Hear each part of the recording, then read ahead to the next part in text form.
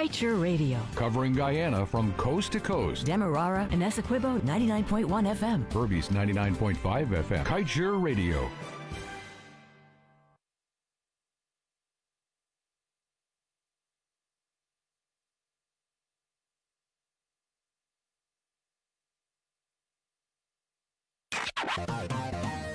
Kite Radio, keeping you informed. Demerara and Essequibo 99.1 FM. Berbice 99.5 FM. Kite Radio.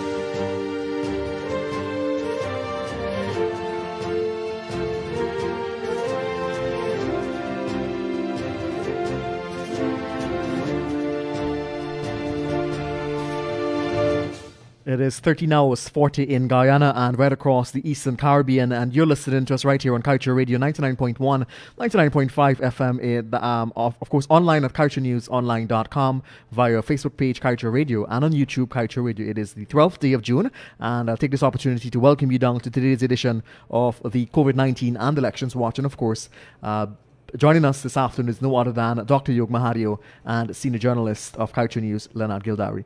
Gentlemen, a pleasant Friday afternoon to you all. And good afternoon. Thank you very much, dear Joshua Van Slightman and the rest of the crew down here at Kite Radio. I want to say good day to you. It's a wet day, and of course I want to say welcome right away. It's a very packed day today, and I am going to say good day to you, Dr. Yog Mahadeo. I've been asked to go light on you today. Don't mute your phone today, your microphone that is, and that is because I think you and I both agree we're going to come a little later and talk about the little counseling that you and I would have had to take after the traumatic experience of yesterday. So I want to say welcome to you, Dr. Yog Mahadeo. In a very short while, we're going to be joined by former Prime Minister of Barbados, Owen Arthur. Now, why is that important? He was the lead observer of the Commonwealth team down in Guyana for the March 2nd elections. And there is some rumblings when it comes to what is happening across the Caribbean here, Commonwealth, CARICOM, and other issues here. And so obviously yesterday you would have seen some statements would have been coming out from Ralph Gonsalves, the Prime Minister of I think it's St. Vincent and the Grenadines, with regards to the elections in Guyana. And this would have seen a backlash of criticisms coming from the coalition. So in a very short while, we are going to be talking to Mr. Owen Arthur with regards to that and other issues when it comes to the relationship between Guyana and the rest of the Caribbean. So good afternoon, Yog. We get right into it in a very short while. I'm going to tell the guys prepare for us to make a connection there with Mr. Arthur within a few moments. Yog, very quickly, good day to you and everybody right across Guyana and wherever you join us from, North America, Canada. Hello to you. In the Caribbean, in Europe, a good day to you. Yog?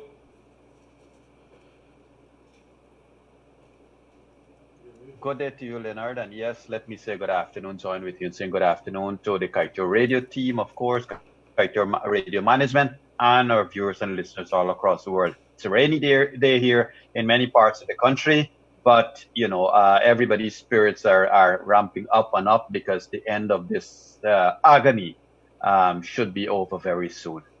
Well, that is very optimistic, and I must tell you that this week, tomorrow, is a good day. It's June the 13th, and why is that important in the history of Guyana? That is the day when Chief Elections Officer Keith Lowenfield is supposed to present to the Commission his report with regards to the recount, the national recount of the March the 2nd elections, and that recount, would have ended, I think the tomorrow is so we are going to be looking out for that report. Within 3 days, we understand the Guyana Elections Commission is supposed to make a declaration with regards to those figures. So they're supposed to contemplate it and take it from there. Yog, we are going to be discussing that, and I also would want to take this opportunity. We have some surprises, big surprises for our listeners today. That is because we don't sit still here hoping that you're going to join us. We want to give back in a little way, and so I say no further anything with regards to that, but Yog and myself are going to make some announcements a little later. So stay tuned. In the meantime, very quickly, Yog, what else should we be looking out for during this week here from the Guyana Elections Commission when it comes to elections 2020?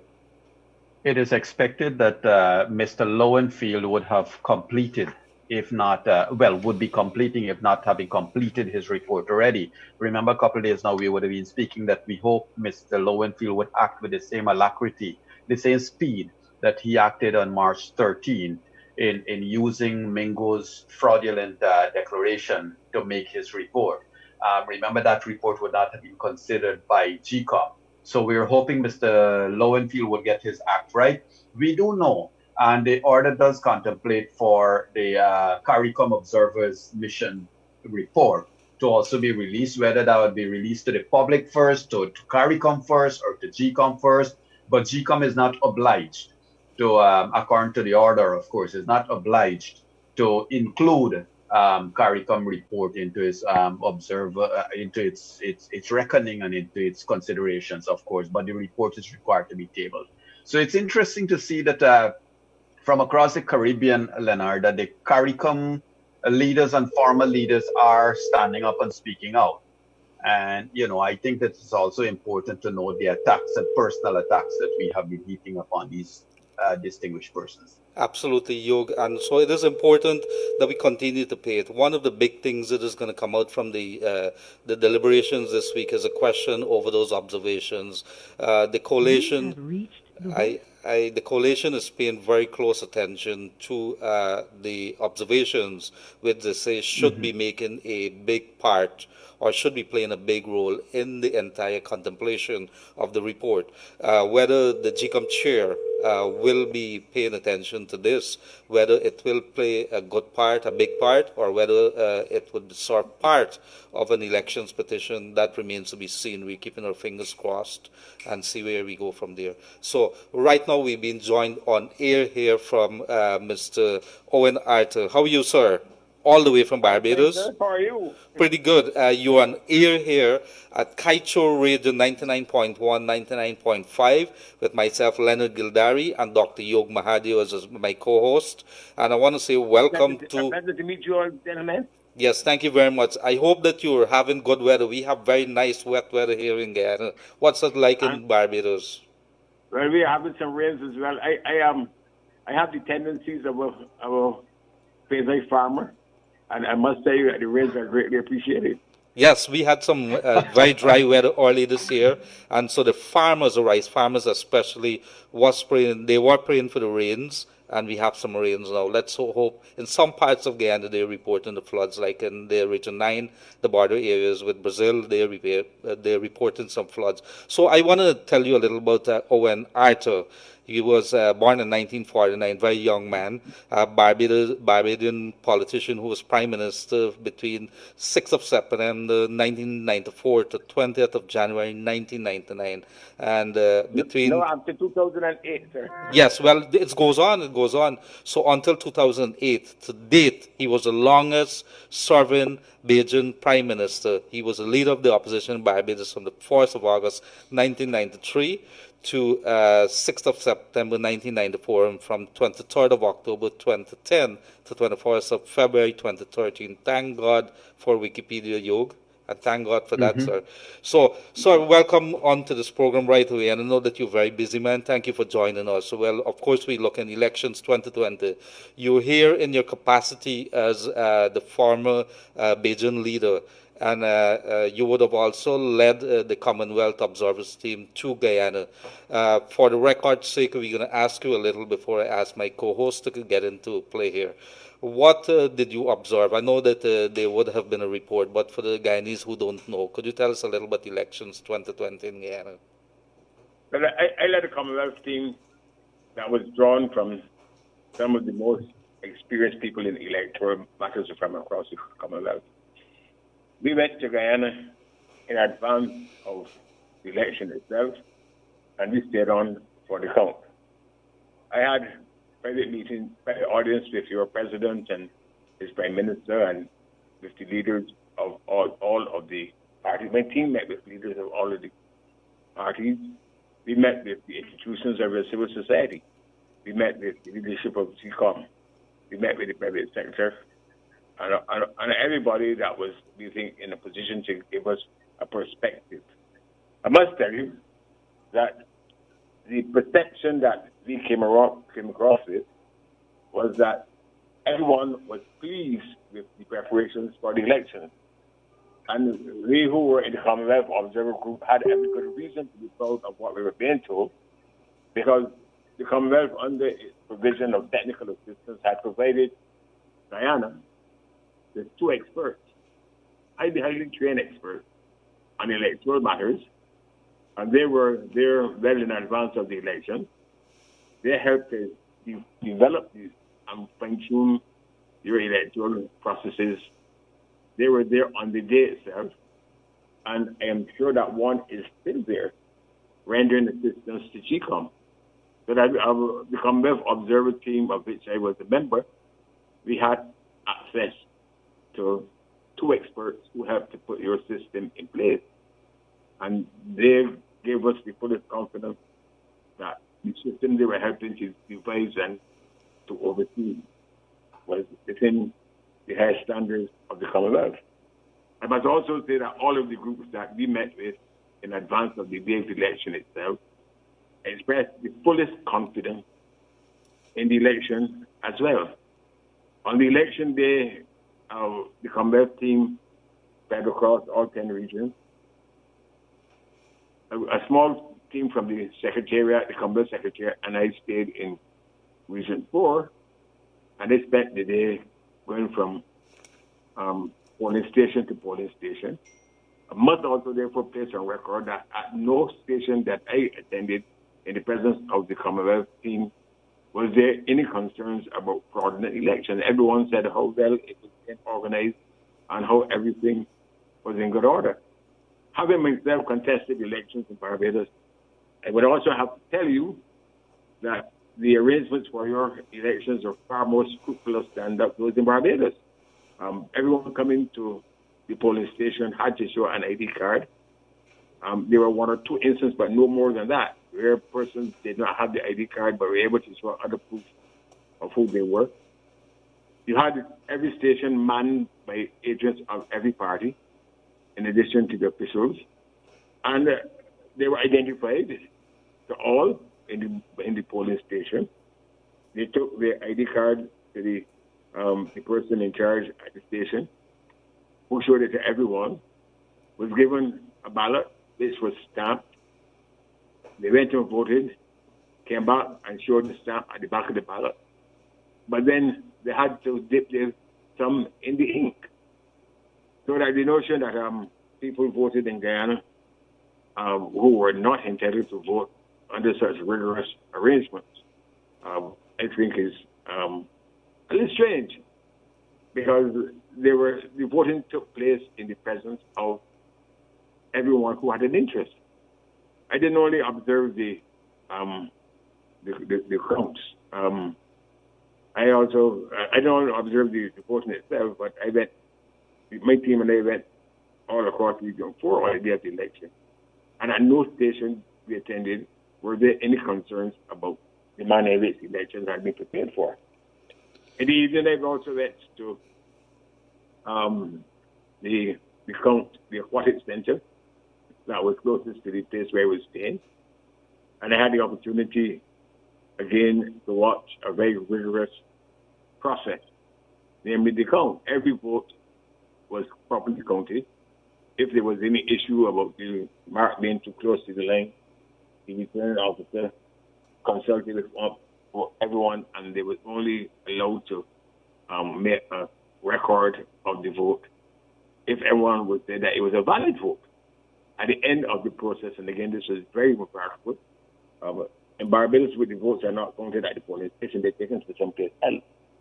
In Guyana, the votes were counted at the polling station itself, and the results were certified in the presence of everyone who was in the polling station, including the representatives of every party. So therefore, I left that experience satisfied that the people of Guyana could rely upon the numbers contained in the certified statement of polls to provide an accurate and incontrovertible record of the conduct of the elections. And I was therefore a bit surprised that there could have been issues after, because I said when I was there leading the Commonwealth team, there were no issues raised in advance by anyone we met that there was any fraudulent processes being built into the system. The Commonwealth experts that we provided to the GCOM never brought any such things to our attention. In fact, they would be, I think, greatly offended to hear now that someone could claim that they have to preside over a fraudulent system. But the counting itself was so scrupulous undertaken, and also so carefully certified that I thought that Guyana was going to proclaim itself proud that it had held a fair and free elections, and that could tell the people, despite whatever divisions that we may have on our partisan loyalties, let us accept these results and go forward to a more prosperous future. So that I happen to have been there, so I speak not just from the perspective of hearsay. I was there with a full team that went across Guyana. On the morning after the elections, our team came back in and we were debriefed. We held meetings, also joint meetings with the other teams at the Carter Center and so on. So we didn't only rely upon our own observations and our own wisdom. And therefore, I thought that we were in a position to speak about the credibility of the election from a position of certainty. Yes. The team has a report for the benefit of the Commonwealth. We were there as representatives of the Commonwealth.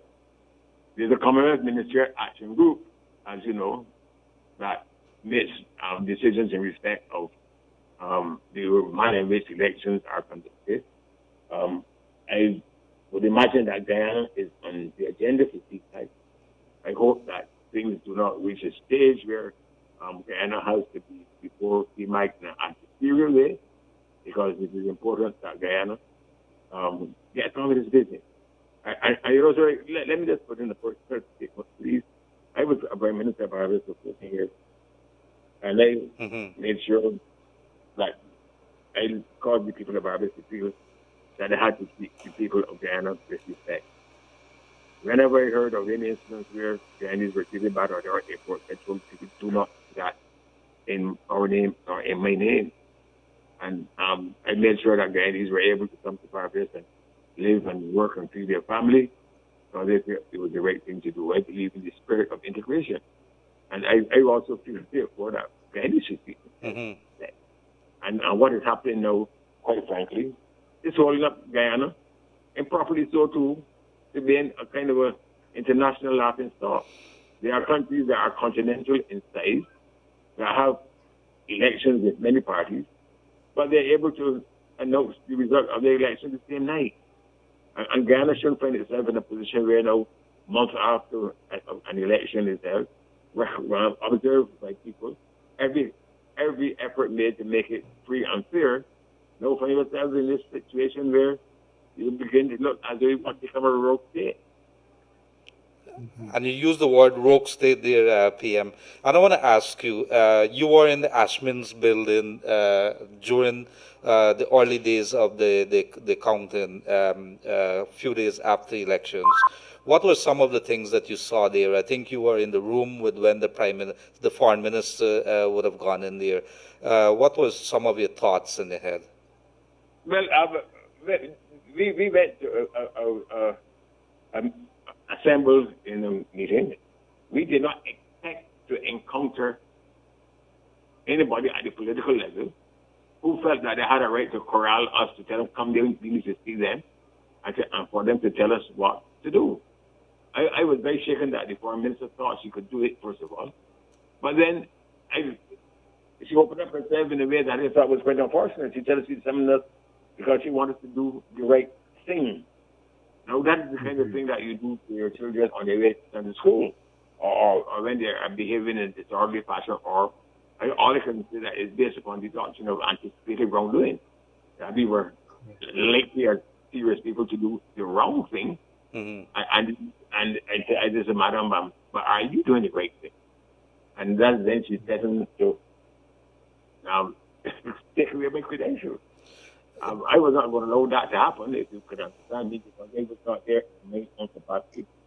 So I was then there to represent the Commonwealth of Nations, with the agreement of the head of the Commonwealth and the Commonwealth countries, and with the knowledge and with the understanding and approval of the government of Guyana. And this business that the minister could just come to a meeting and say that she's going to take away the credentials of someone would suggest that she feels like she has an authority that she really does not have, or that her concept as to what is the right thing could be different from what we, the observers, said was the right thing, and that was very unfortunate. Did they explain, did the minister explain to you on what basis your credentials could be taken away, or the credentials of the observers? I didn't give her a chance to do that so that she can have back mine. Because I didn't feel that she was in order to tell us that she can take them away, because she did not in her individual capacity credentialed me to be in Guyana. The government of Guyana, the government of the people of the Republic of Guyana gave me credentials to be there, and she didn't qualify it by saying, but our foreign minister may come to a meeting and tell you that your credentials have been taken away. Correct. Prime Minister, if I may, Yog here.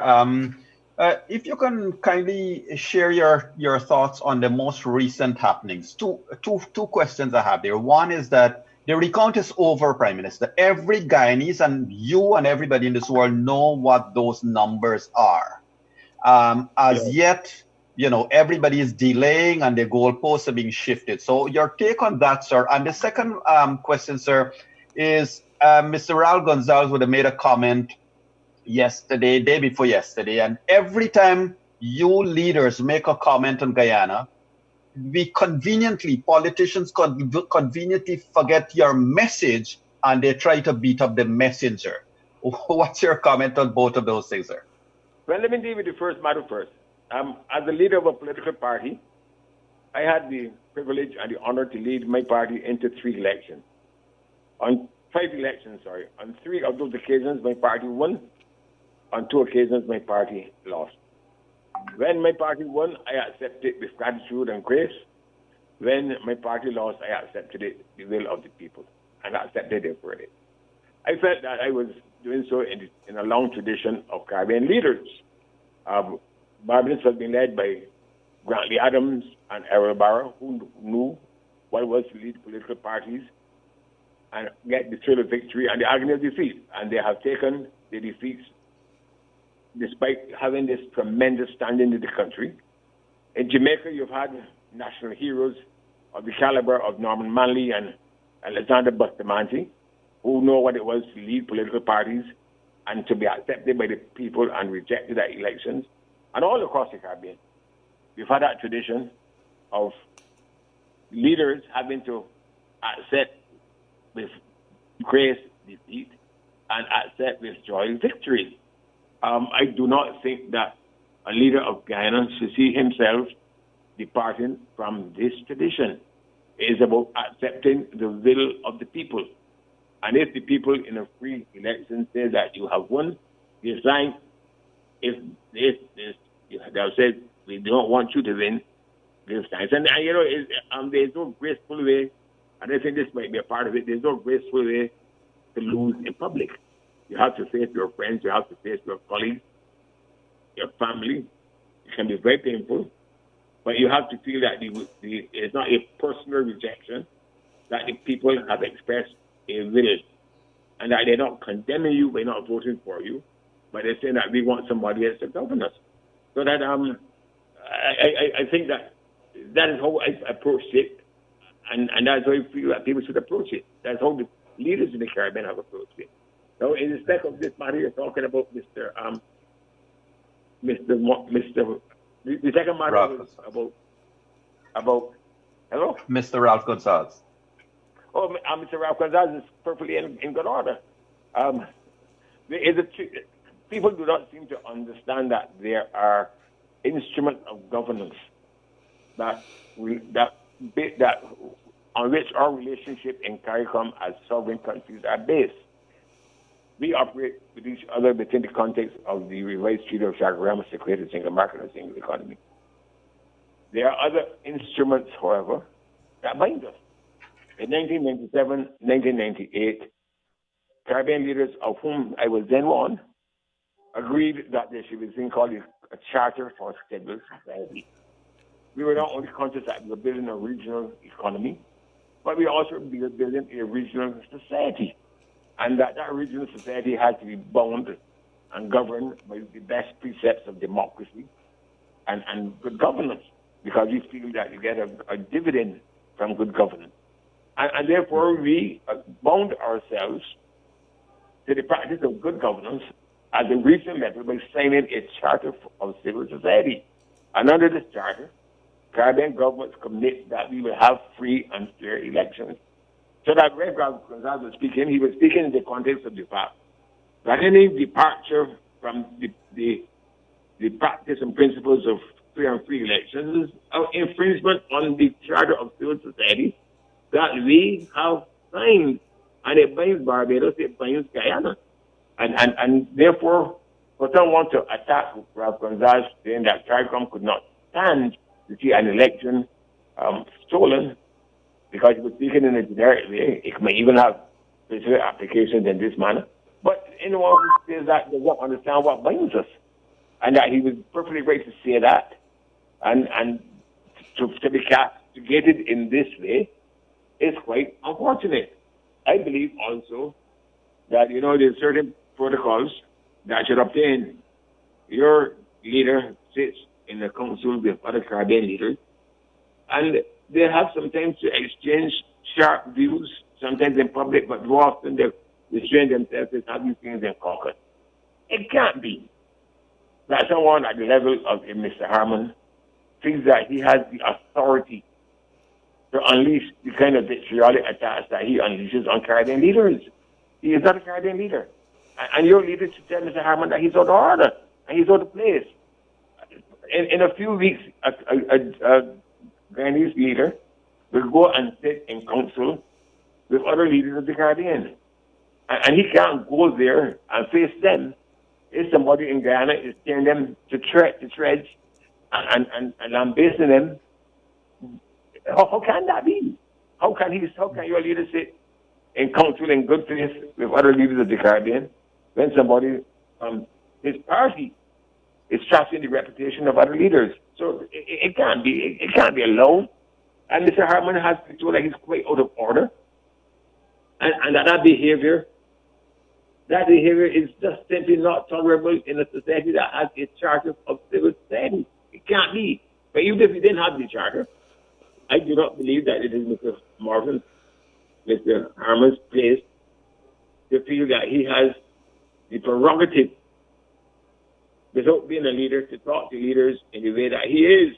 He can't be calling upon the Prime Minister of Barbados to in public lambast a prime minister of another Caribbean country who gives him that authority. And where would it go as CARICOM if a Barbadian prime minister is going to only say so only of Joe Harmon, going to public and says, I am here to bring out a man called Prime Minister Gonzalo St. Vincent. We will then devolve into we become the theater of the absurd. Yeah. So, Prime Minister, what are you and other leaders in the Caribbean now anticipating? Not in terms of the result. I mean, we don't know that as yet in terms of the official declaration that has to come from Claude Singh and GCOM. But what are you advising Guyanese at this stage, and what are you looking forward to? I am advising Guyanese that a prosperous future can await Guyana. But it depends upon Guyana seeking itself to seek the dividends of good governance. Guyana cannot benefit from having itself portrayed as a pariah state or rogue state, and there are consequences that would ensue. In where the Commonwealth is concerned, there is a Harare Declaration. My group has made a representation by way of report to CMIG. CMIG will meet and decide if a country is carrying out its electoral affairs in accordance with the Harare Declaration, and you can get expelled or suspended or expelled from the Commonwealth. Now, there are consequences. As I tell you, by being a member of the Commonwealth, it's not just a political act. You are beneficiaries of technical and other assistance. The Guyanese elections were conducted with technical assistance from the Commonwealth. And you could become a pariah state and you'd be suspended from this. You could be if there's any attempt to falsify good evidence that you have falsified elections. In CARICOM, again, Ralph is letting you know that a result that is incontrovertible, a result that is incontrovertible must be respected. If there are issues, then you have to seek the relief of the court. But if you go ahead and seek not to follow those processes, Guyana could be suspended from CARICOM, and Guyana, if it came to that, could also be expelled from CARICOM. Those would be tremendous decisions that would not be interlikely, but Guyana has to be aware of a number of things. Guyana is one of the principal beneficiaries of the provisions of the Caribbean Single Market and Single Economy. I think people would agree that you have benefited more from the provision for your citizens to move and work in other Caribbean countries than any other country. You're one of the chief suppliers of agricultural commodities and you stand to benefit under the JAGDO initiative. I led the Caribbean team of Caribbean businessmen down to Guyana to help them to invest in 1,000 square miles of European Union under the CSME. Now, with all that, you could put at risk. Guyana also benefits from the fact that every Caribbean heads of government conference, Caribbean heads issue a statement. The statement that they issue is to proclaim the strong support and reinforce the strong support for Guyana's territorial sovereignty and integrity in the face of a claim by Venezuela for 2/3 of your land. So CARICOM stands by Guyana and stands by Guyana on a matter of fundamental importance to the people of Guyana. Now, I am not in a position to know what would happen if Guyana is suspended, but it will become, I think it would be very difficult for CARICOM to have its headquarters in a country that is not a member of CARICOM. And there are a lot of issues that will go with that, I suppose, would have, I hope it never comes to that. But those are the implications of not having a free and fair election. So I acknowledge there are other countries, of course, that will do what they want to do. The United States, I thought, has already taken the unprecedented action of having its Secretary of State speak to the matter. Canada, United European Union, others, United Kingdom, you have also spoken. And I don't think that Guyana would feel that it could easily withstand the ire of the entire global community if it seeks to have that ire expressed in terms of sanctions at the economic level or other levels. I don't think so, and this is not to say that they should cover, but that you should understand that the world has watched this.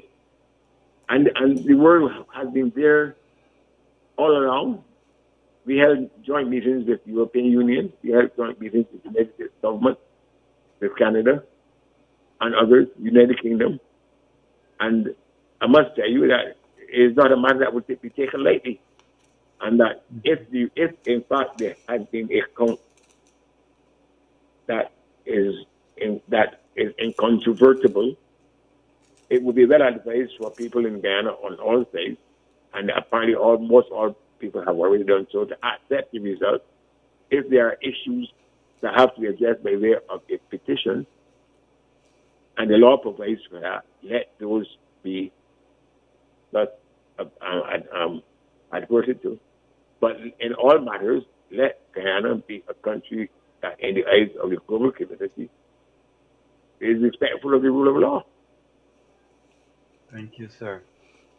Leonard? Yes, thank you very much, dear PM. And I want to bring you along another route, sir. One of your own countrymen, John Beale, recently reportedly said in the media that some Caribbean leaders view President David Granger of Guyana as he's been viewed as a sanctimonious gangster. Is this your opinion too, sir? Well, I had the good fortune when I was in Guyana to meet with all your political leaders. I was meeting Mr. Granger for the first time.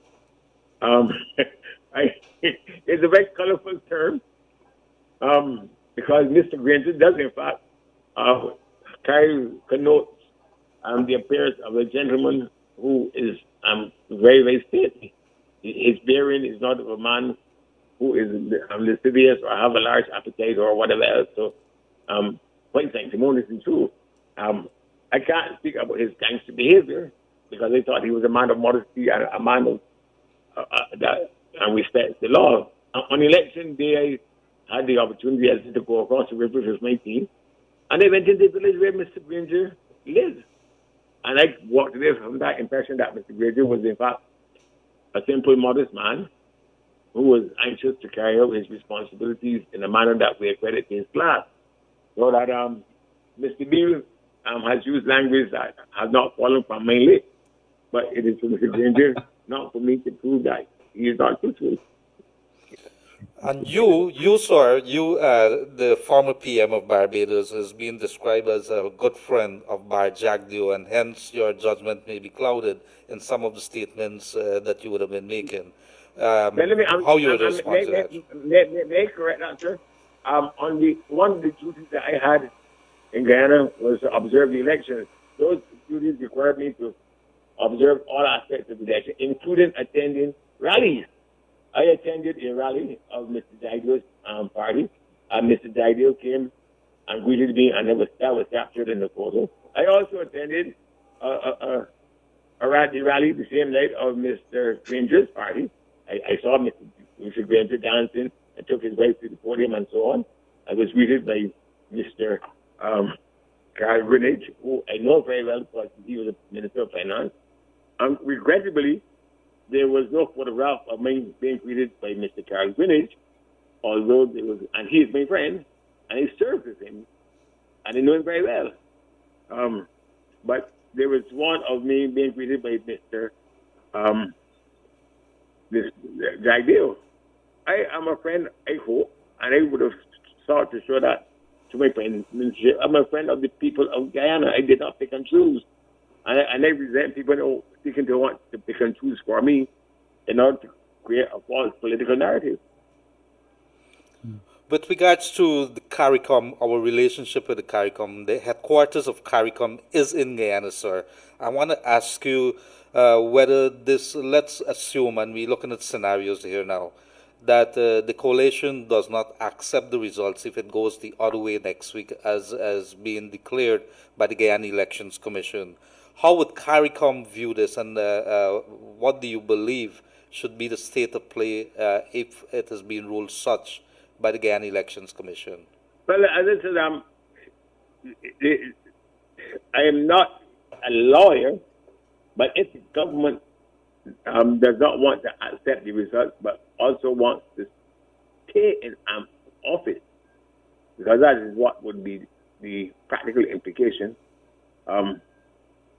then the CARICOM would have to make a decision as to whether Guyana would have to be suspended or not if the government wants to stay in office. Or if the government refuses to allow the results to be declared. But again, I'm getting involved here now in some legal issues that I may not be fully competent. I've never had this experience before. But I know for sure that a country could be suspended from CARICOM if you did not comply with the Charter for Civil Society. And that's what we don't come to that. It would, as I said, it could have very significant consequences. Is CARICOM, the rest of the leaders, current and former, deeply worried as to whether this situation in Guyana could probably spill over to other areas? We would have been paying close attention to what would have been transpiring in Suriname with their elections, and there were some fears of that spilling over. Is that a fear of our Caribbean leaders? I am not now, because I'm a former leader involved in the ordinary discussions with the leadership of the CARICOM countries, and therefore I'm not in a position to comment as to what they are discussing or not discussing. I would know that CARICOM, as in general, would rather not be the center of political controversy of this kind. That the leaders took it upon themselves to bring a delegation to Guyana to try to help to leave this matter up front. I don't think that they would have been happy, and I can't speak for them, but I don't think they would have been happy how they had to leave Guyana without having, as leaders, to fulfill the mission upon which they came. And there's no graceful way by which you can be put down as a leader in public. I have not been in touch with them, but I do know that the leaders of CARICOM, as a class, would rather see free and fair elections. We just had a situation in St. Kitts Nevis, where a government in office won most of the seats. And there was no question about that. Guyana and Suriname, I think, raise issues because we are not talking about it now, but they sit upon some of the world's largest reserves of oil and gas. And that makes them of strategic importance, not just for the Caribbean, but for people who have vested interest in what is the stability of the global oil and gas market. And that is why there are aspects to this that go beyond CARICOM. And I am not in a position to elucidate as to where that may lead. But I hope that out of this becomes a settlement that would allow Guyana to go on to a more prosperous future, which we all want for it. And sir, with regards to the acceptance, everybody has signed on, the stakeholders have signed on to the acceptance of the results of the recount. The president of Guyana, David Granger, said that he is going to accept the results. Would you be very surprised next week if there's a declaration by our Guyana Elections Commission and the coalition does not accept the results?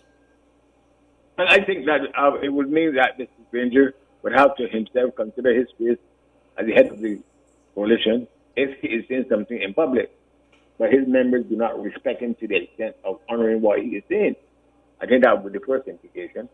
I find it almost impossible for them to feel that that can be done. If there's an acceptance of results by everyone, including the head of the coalition, it would seem that they would be tantamount to a coup in his party for him not to have his verdict accepted by the men he leads. And that would, I think, bring a twist to this issue that would be unusual, and that would have implications for the future of Guyana. May I say also, sir, that, I met with the number of all the parties in Guyana, and what I found very, very impressive was that the young people in the other, they call them the minor parties, had a view of life that was so refreshing. I believe that in due course, Guyana is going to get away from this hardened artery of this bipartisan surveillance that has been its history. But some of those young people who express themselves in this election will choose social media, try to build alliances that are free of long-standing partisan tribal instincts and build a better Guyana. And while this may be a temporary hiccup and hiatus, I saw a future for Guyana and its young people that could be different from its past. So I hope they can get past this and get to that future politically as well. And they were highly intelligent, very progressive, and they were not carrying the political baggage of a recent adversarial history. Yog, I'm not sure if you have any questions for the Prime Minister at this point in time. Well, sir, no question per se, just an observation that, I know that a lot of vitriol will follow this interview that we have had with you. So let me apologize on behalf of the right-minded Guyanese for any vitriol. It's a lot of us, yours truly too, sir, we have been calling it the way we see it. We have no concern about who it is that shapes the government as much as the rule of law and the truth and the will of the electorate must be observed. And so that's just my comment, sir. Sir, you must forgive me. I spent 34 years in the pit of politics in Barbados. The having to face vitriol is first nature for those who've had to be in the forefront of politics. And if I am subject to vitriol from folks in Guyana, it's par for the course, and I would be very disappointed if some of the barbs that have been sharpened at others are not no sharpened at me. I would feel that and in some way deprived and deserving of better, because I can sense that there's an atmosphere that you are to be intimidated and made to cover by those who don't want to accept what you are saying. I respect people's right to express a point of view. I respect their right also to attack me if they don't let me point of view, but it's not going to cause me to cover and to go under stone. No, I'm not going to do that. So that fear not for me. It is well with my soul. Yo, we probably got to ask him for protection here in Guyana because he said, fear not for me. But I want to ask you, PM, let's assume, have you been paying close attention to the performance of our GCOM chair, very experienced High Court judge? Have you been paying close attention to the chair? What are your opinion or impression of her performance? Well, I have not been in a position to isolate her performance. I sense that she's a gracious, a lady of a lot of graciousness. I sense that she would rather want to do what is right, because I didn't see in her, from the limited amount that I saw in her, a person who would want to descend into things that are wrong. She is obviously under a lot of pressure. Part of the pressure is that she holds the balance of power in Guyana as the fifth person, or she's the seventh person in a seven-person commission, and she could hold the decisive. She would hold the decisive vote. I think she's also aware that the rest of the world are upon her. Mm-hmm. Yes, and that matters to her. And I think that you will find that perhaps to be a saving grace. Her reputation is going to matter to her too. Yes. And I want to ask you this before Yog steps in here. Sir, if the GCOM chair delivers a declaration that is different from the recount that we have on hand, what the recount would have brought to the fore, which is that the People's Progressive Party is leading and therefore has taken the presidency, would you be surprised to a contrary decision by the GCOM chair? No, I would be respectful of her and wait for her to give a factual account of the basis upon which she made the decision. Because obviously she would have had to make that decision on the basis of evidence, and she was a judge, contrary to the evidence that was presented to her. I don't know that there was ever a case in her professional career as a judge where she ever made a judgment on the basis of the facts other than those that were presented in the case. So I don't think that a lady of judicial temperament would stray into such dangerous waters. Thank you. Over to PM, you. just quickly, there has been a lot of talks in the incumbent camp, but not from President Granger. There has been a lot of talk by the camp that these elections should be nullified by the chairman of GCOM. What would be your comment to that, sir? I didn't hear that. There's been a lot of talk in the incumbents camp that these elections should be nullified. In other words, they are calling on the chairman to not make a declaration. What would be your comment to that, sir, if that were to happen? Well, the declaration has to be made upon the basis of the recount. As Ralph said, if there were issues concerning irregularities, that would have to be subject of petition. Mm-hmm. And I think those two things are separate. Yes, because PM, I just want to share this with you. Indeed, our Constitution gives an exclusivity to the High Court to listen to or to investigate matters relating to an elections. But of course, there has been the political positioning of certain persons. PM, there is, just if you don't mind me asking you this, sir, I hope I'm not putting you on a spot, but there seems to be a cognitive dissonance between members of a political party and the head of the list. In this case, Mr. Granger has not been making any other statements, yet persons have been making their own statements, senior persons within the party. And our fear is that the persons who are following these senior political leaders will, of course, be in a position where they're not going to be prepared to accept the results. What would you say to the people, sir, forgetting the leaders aside? Well, I believe that it would be, if Mr. Granger does not agree with what his colleagues are doing and he feels that it is wrong, it will be a test of Mr. Granger's character. And we will know sooner or later what that character says. It is obvious that there are people in every political institution who have different views as to how things should be approached. But if Mr. Granger is a strong leader, and what is being urged upon him is a wrong thing, then his thing as a strong leader should come true. And he will have to agree to live with the consequences if the people in his party don't want him to do what he thinks is the right thing to do. You see, I can only speak about Mr. Harman and Mr. Aubrey Norton and others from a relatively safe distance. And I thought you was giving us some protection there with the barbs. But Mr. Arthur, Mr. Arthur, I want to ask you, sir, there's a question that is coming in via WhatsApp here to us, and they ask us to ask you this. My question to Mr. Owen Arthur, what damage do you think that the coalition has caused Guyana with the international community? Well, I don't think the damage is cannot be repaired. It has held up Guyana before the international community as a country in which there are elements, and I make that point, that are prepared to fight the international community on a matter that the international community feels that it has the right position on, that is fundamental to good governance in its country.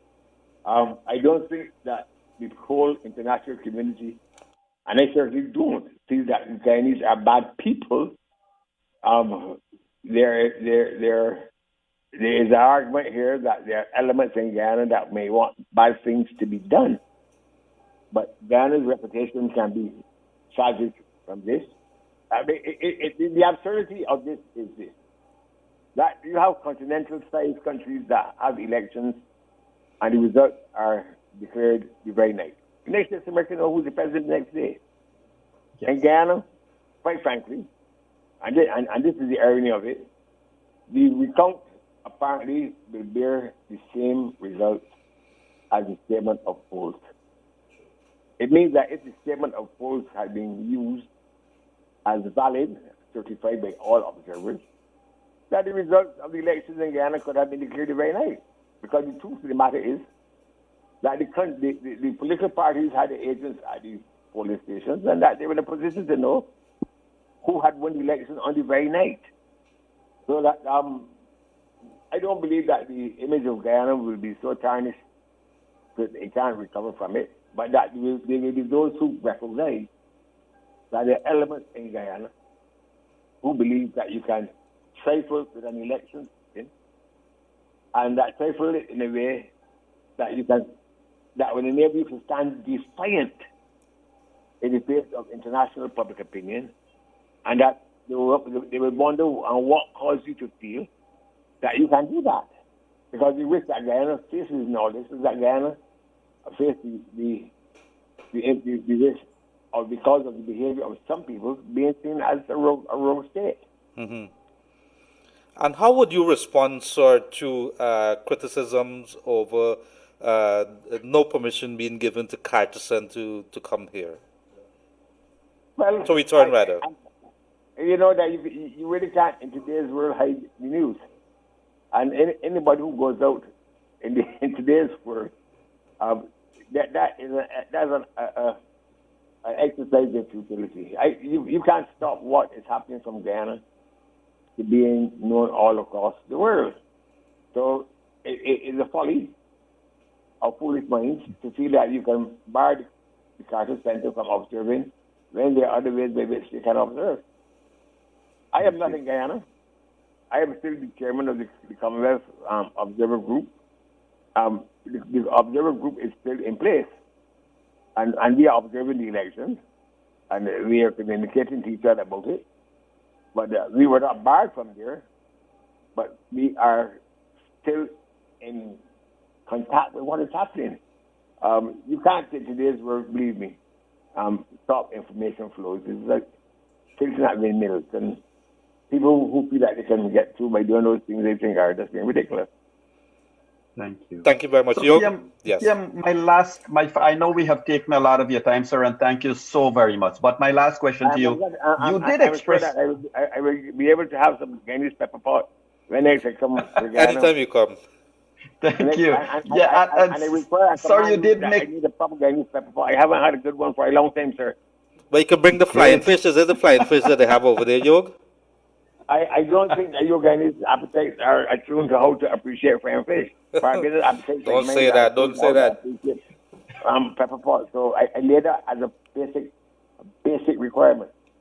Well, our pepper pot is better than their flying fish, but you have a question on the table there. Yeah.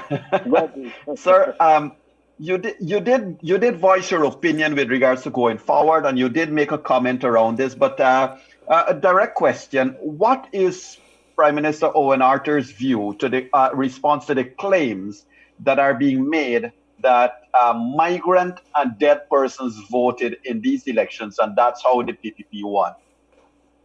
But sir, as I said, I observed the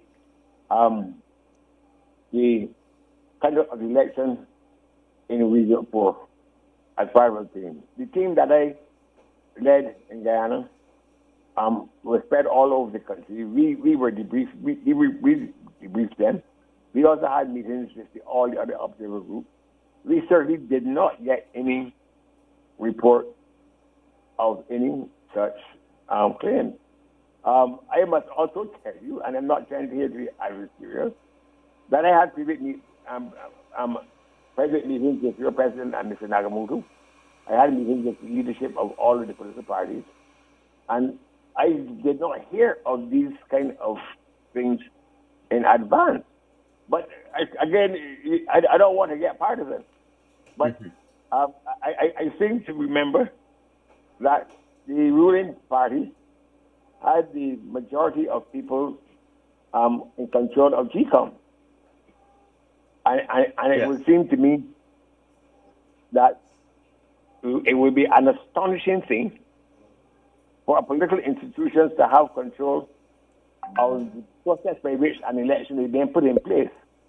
For that political party to so have the election arranged to lose the election by having the process controverted, by having that people and other people made to vote.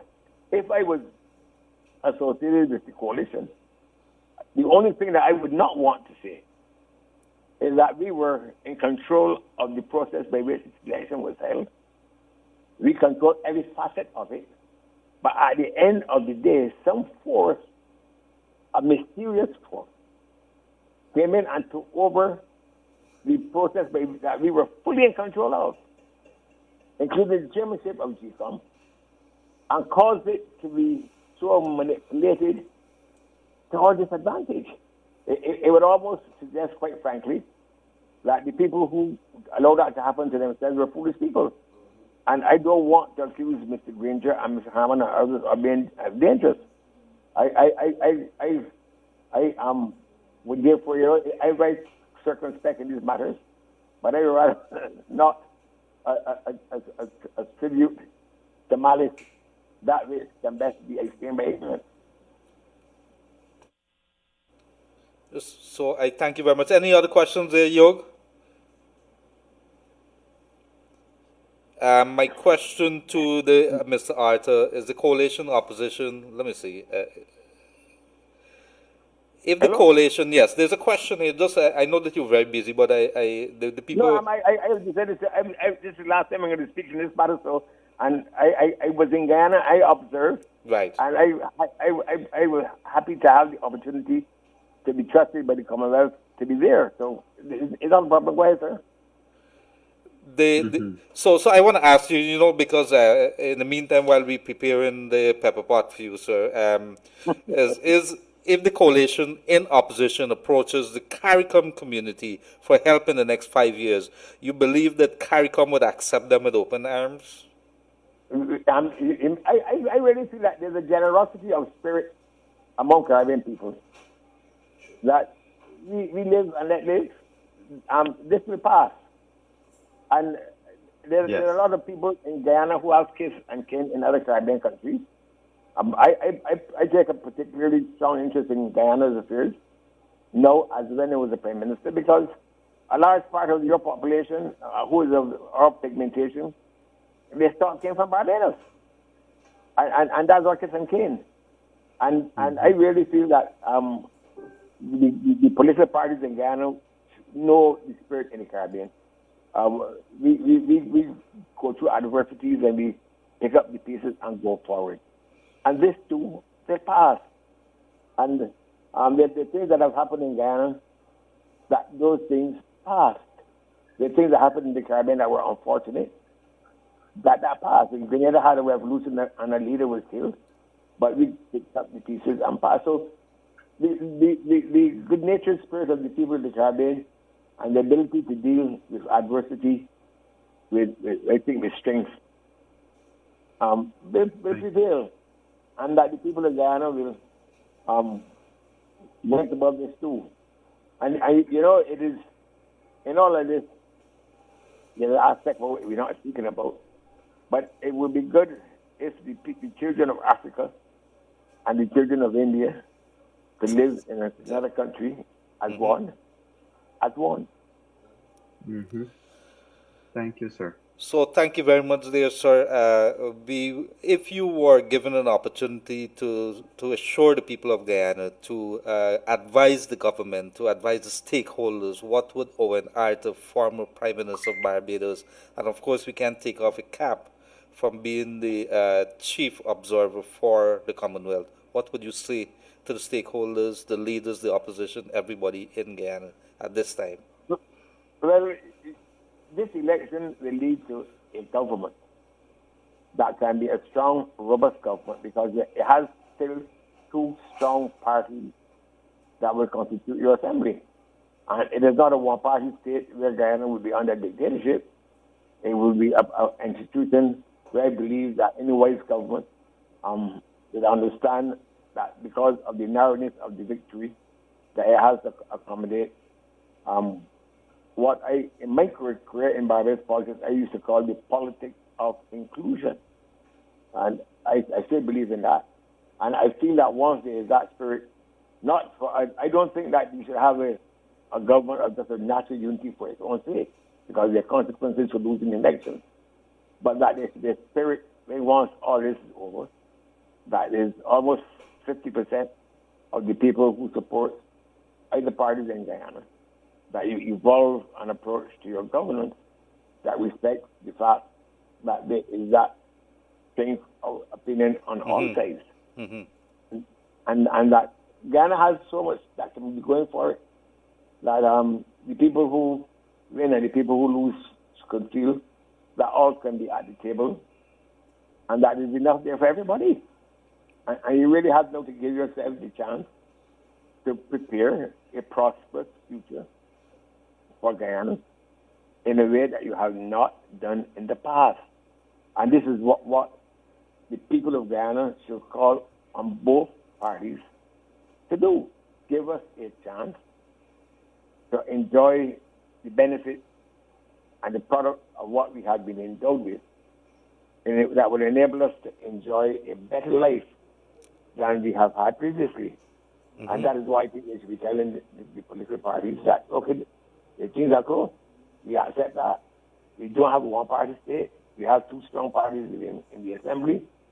Let them come and do what. And I don't expect the opposition to be in love with the government or vice versa, but they have to be in love with the people of Guyana.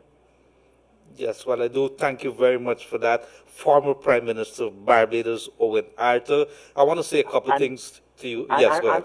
And before you go, let me be immodest to tell you that I make pepper pot for my friends at Christmas. You do? And yes, I do.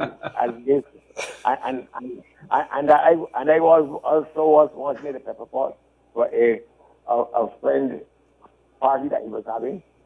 And again, these couples came and said that, but Barbados do not know about making pepper pot, and because I fancy myself not as a chef, but as a cookist. A cookist? So I do pepper pot myself. and that they took a tape of when they turned the tape in pepper pot, they were maybe just not enraptured, but pleasantly pleased. Well, I would like to say a couple of things to you. One, Guyanese people make the best pepper pot. Two, we have the best rums in the world, right? We have the best rums in the world. Excuse me, sir, it is so alleged. No. And third thing, I must tell you that Rihanna, one of our parents is from Guyana. So put that in your pipe and smoke it. And you had what, sir? Rihanna, your star that you have there. Our parent, yes. One of the parents is from Guyana. She has Guyanese origins there. But not only her, but the former Prime Minister of Barbados, David Thompson, his family was from Guyana. Yes, I was told that. That's right. and the relationship between Guyana and Barbados is fundamental. William's family came, I'm told, from a district in Mike that I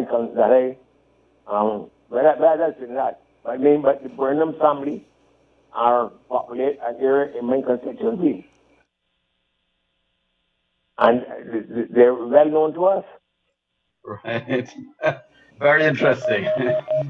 So, sir, I want to thank you very much. You've been a very gracious guest. I think we have been very gracious hosts. We insist that our pepper pot is better, and the bread is better, and the rum is better. I also would want to say, on behalf of Kaichur News, Kaichur Management, Kaichur Radio, that we'd want to invite you back. I think he would have gone. But thank you very much, sir. If you're listening, we'd want to invite you back here when you come to Guyana to visit our radio here and be a guest again. So, Yog, some very interesting things, some very hard-hitting statements here from the former Prime Minister. But let's not forget that he is also the chair of the Observers Group for Commonwealth, and so we'd have to dissect it. It is going to be interesting to see what are some of the reactions and to get the reactions from not only the opposition, but of course from the coalition side with regards to what one of the forward thinkers, one of the leaders within the Caribbean is saying about what is transpiring in Guyana. Some of your thoughts, Yog. Look, the former Prime Minister has made some very, very profound statements. We cannot undermine or underestimate the value of what he has said. Let me just recap 2 or 3 of them, Leonard. He spoke to the Commonwealth as being, I don't know if many people know, the Commonwealth includes 54 countries. It's not just a small Caribbean kind of thing. It's much wider than that. And so the eyes of the Commonwealth is, of course, in Guyana. He was very, very, very outspoken, Leonard, on what he believes ought to be the next step here, and that is for GCOM to declare these elections. And he said that had GCOM done what was supposed to have been done in the first place, release those SOPs, use those SOPs for a declaration, all of this nightmare would not have happened. He also said that, the elections were credible, and that what needs to happen is that those who are unhappy with the result that must be announced should file an election petition and go to the court where it belongs. So those are some of the things in summary that he said. Among many other things, he did draw attention to the fact, because Leonard, we have seen a lot of people say, well, CARICOM can go, we don't need CARICOM and this and that. And he reminded us, CARICOM is headquartered in Guyana. Yes. There's a point that was made. Mm-hmm. So that is a very important thing. CARICOM is headquartered here. We say bye-bye CARICOM. Well, they're going to rip out their roots from here and go elsewhere. But the dangers that would have been mentioned from the get-go. Remember when Mia Motley was here? Remember thereafter you and I had Sir James in room 592. Remember we had Sir Ronald. We had one leader or the other, and they have all consistently said elections were held properly. All the problems you had, there is a route to take your problems. And now, all of these vitriol and all of these things that he has called Mr. Harmon's name, and we have seen Mr. Harmon's postings and releases, they're attacking Caribbean leaders.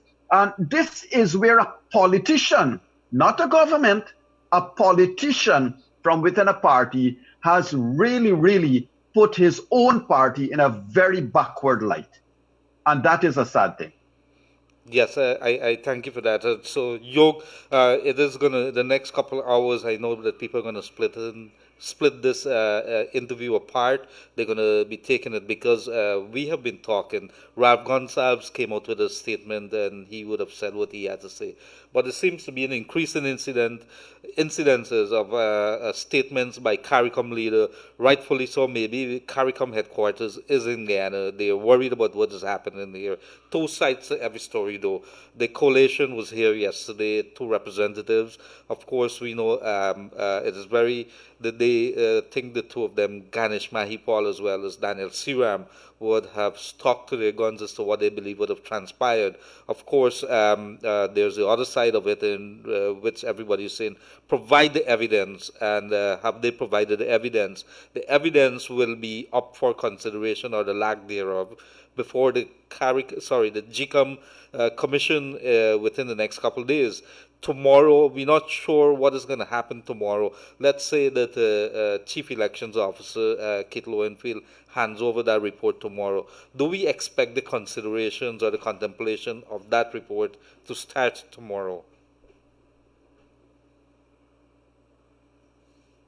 Yes, the moment he hands in his report, GCOM will have to look at it. GCOM's next thing is, after looking at it, they will instruct him to prepare his final report.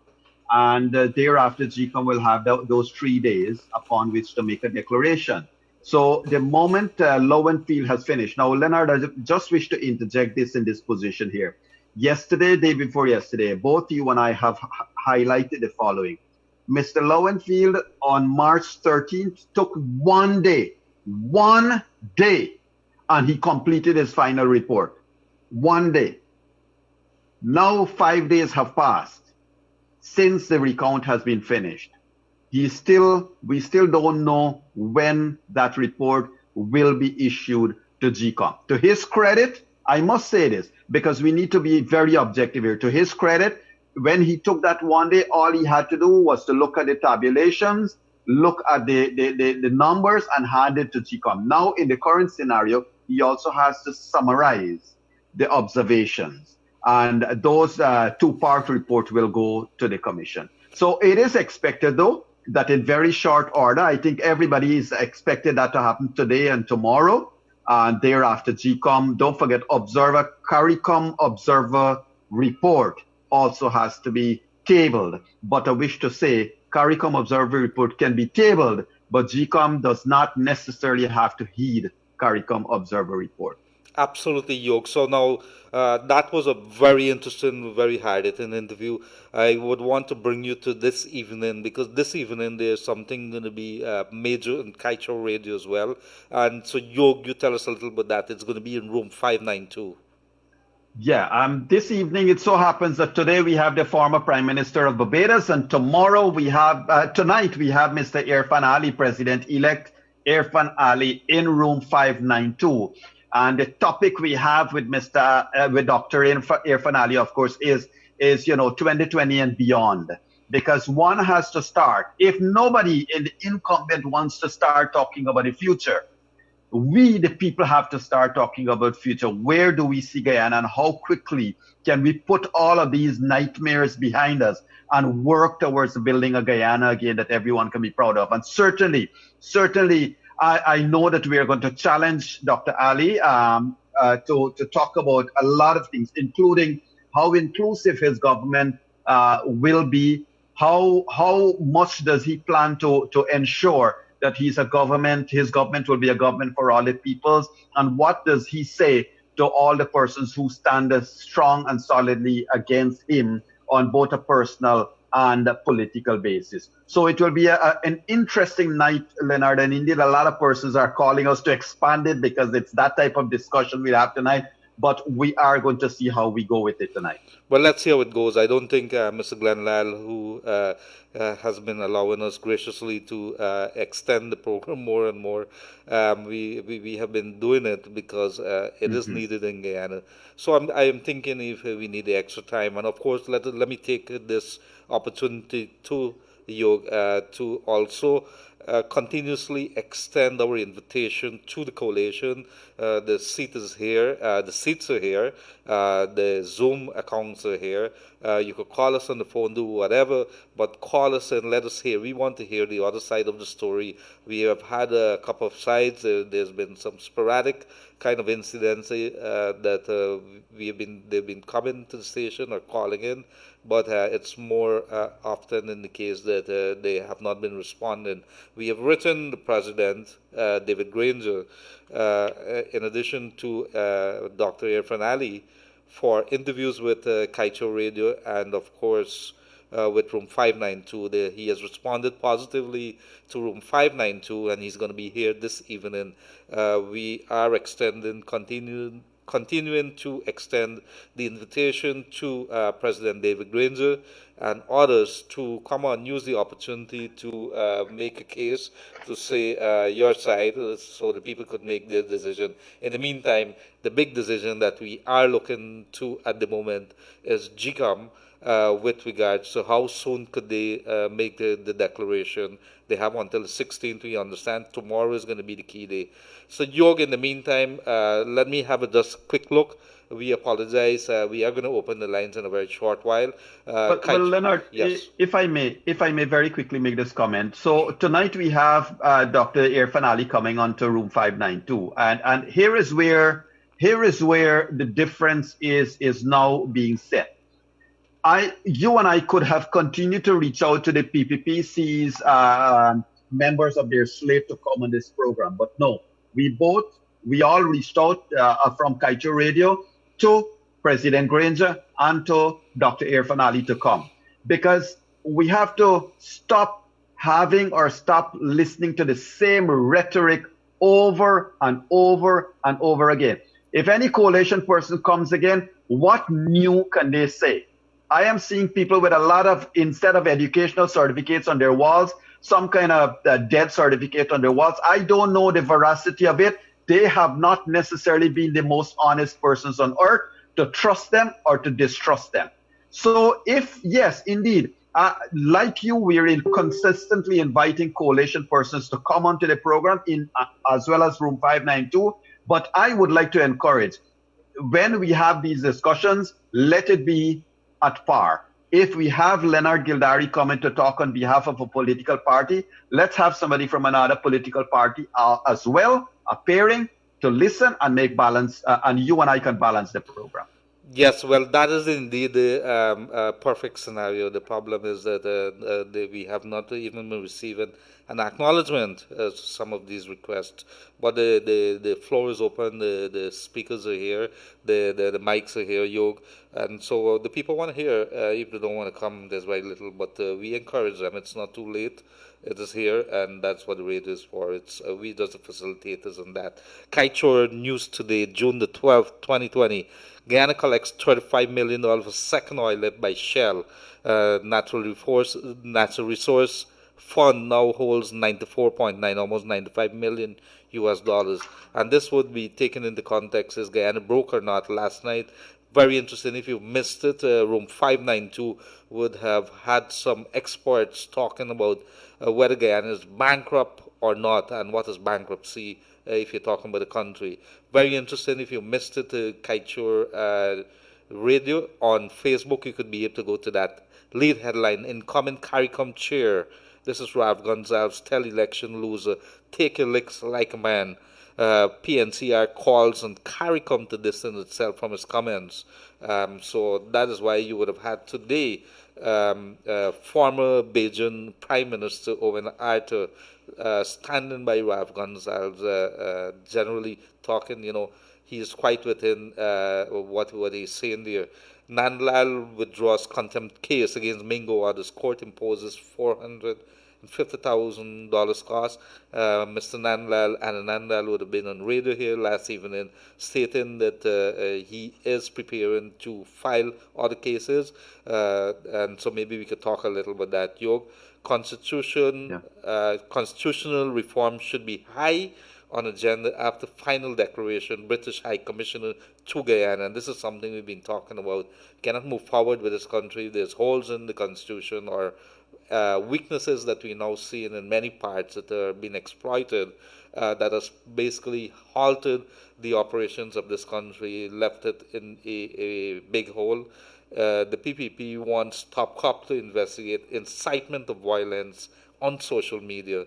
So some very big headlines there. Yog, there's something the people of Guyana, our very loyal listeners, our viewers have been with us since 3 months now. And you and I spoke yesterday based on the number of texts that we would have been receiving, number of calls to our personal phones.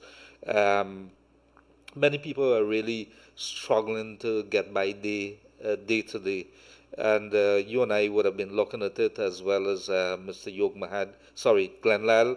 Glenn is doing his own little thing, but we have decided to go in a particular direction. I would tell you that for 10 years now, myself and family, we have a little foundation. We don't really advertise it. We do our work very quietly every month with Food for the Poor and a couple of other organization donors and so on. And you see, I've been told with my people who are on the ground working very hard, to the Guyana Pride Foundation, hello to you guys, and they're telling us that it's really tough on the ground. The people are turning up. Would you imagine that a headmistress has been turning up for help?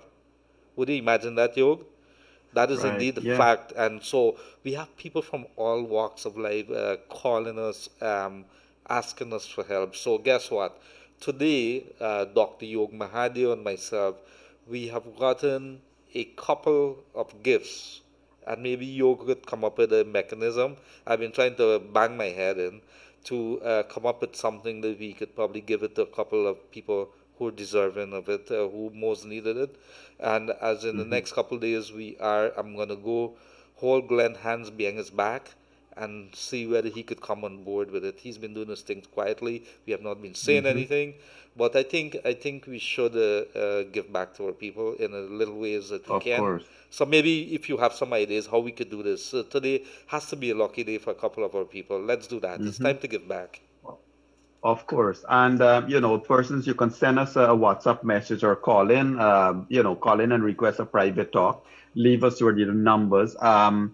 So far, we must say to Leonard that a couple of persons did call in onto this show and they requested some personal help, and by God's grace, we were able to give that kind of help to them. So certainly we can continue along that path. Yeah, so we will try to do that. So let's figure out a way. You could either text us, and I guess we assess. Just give us a little synopsis of your or a little description of your circumstance with a number, and we could probably give you a call immediately after the show here, and see how we could be able to give you some assistance here. There's just limited amount today in terms of those care packages or hampers, whatever you want to call it, but some nice things. So we want to do that.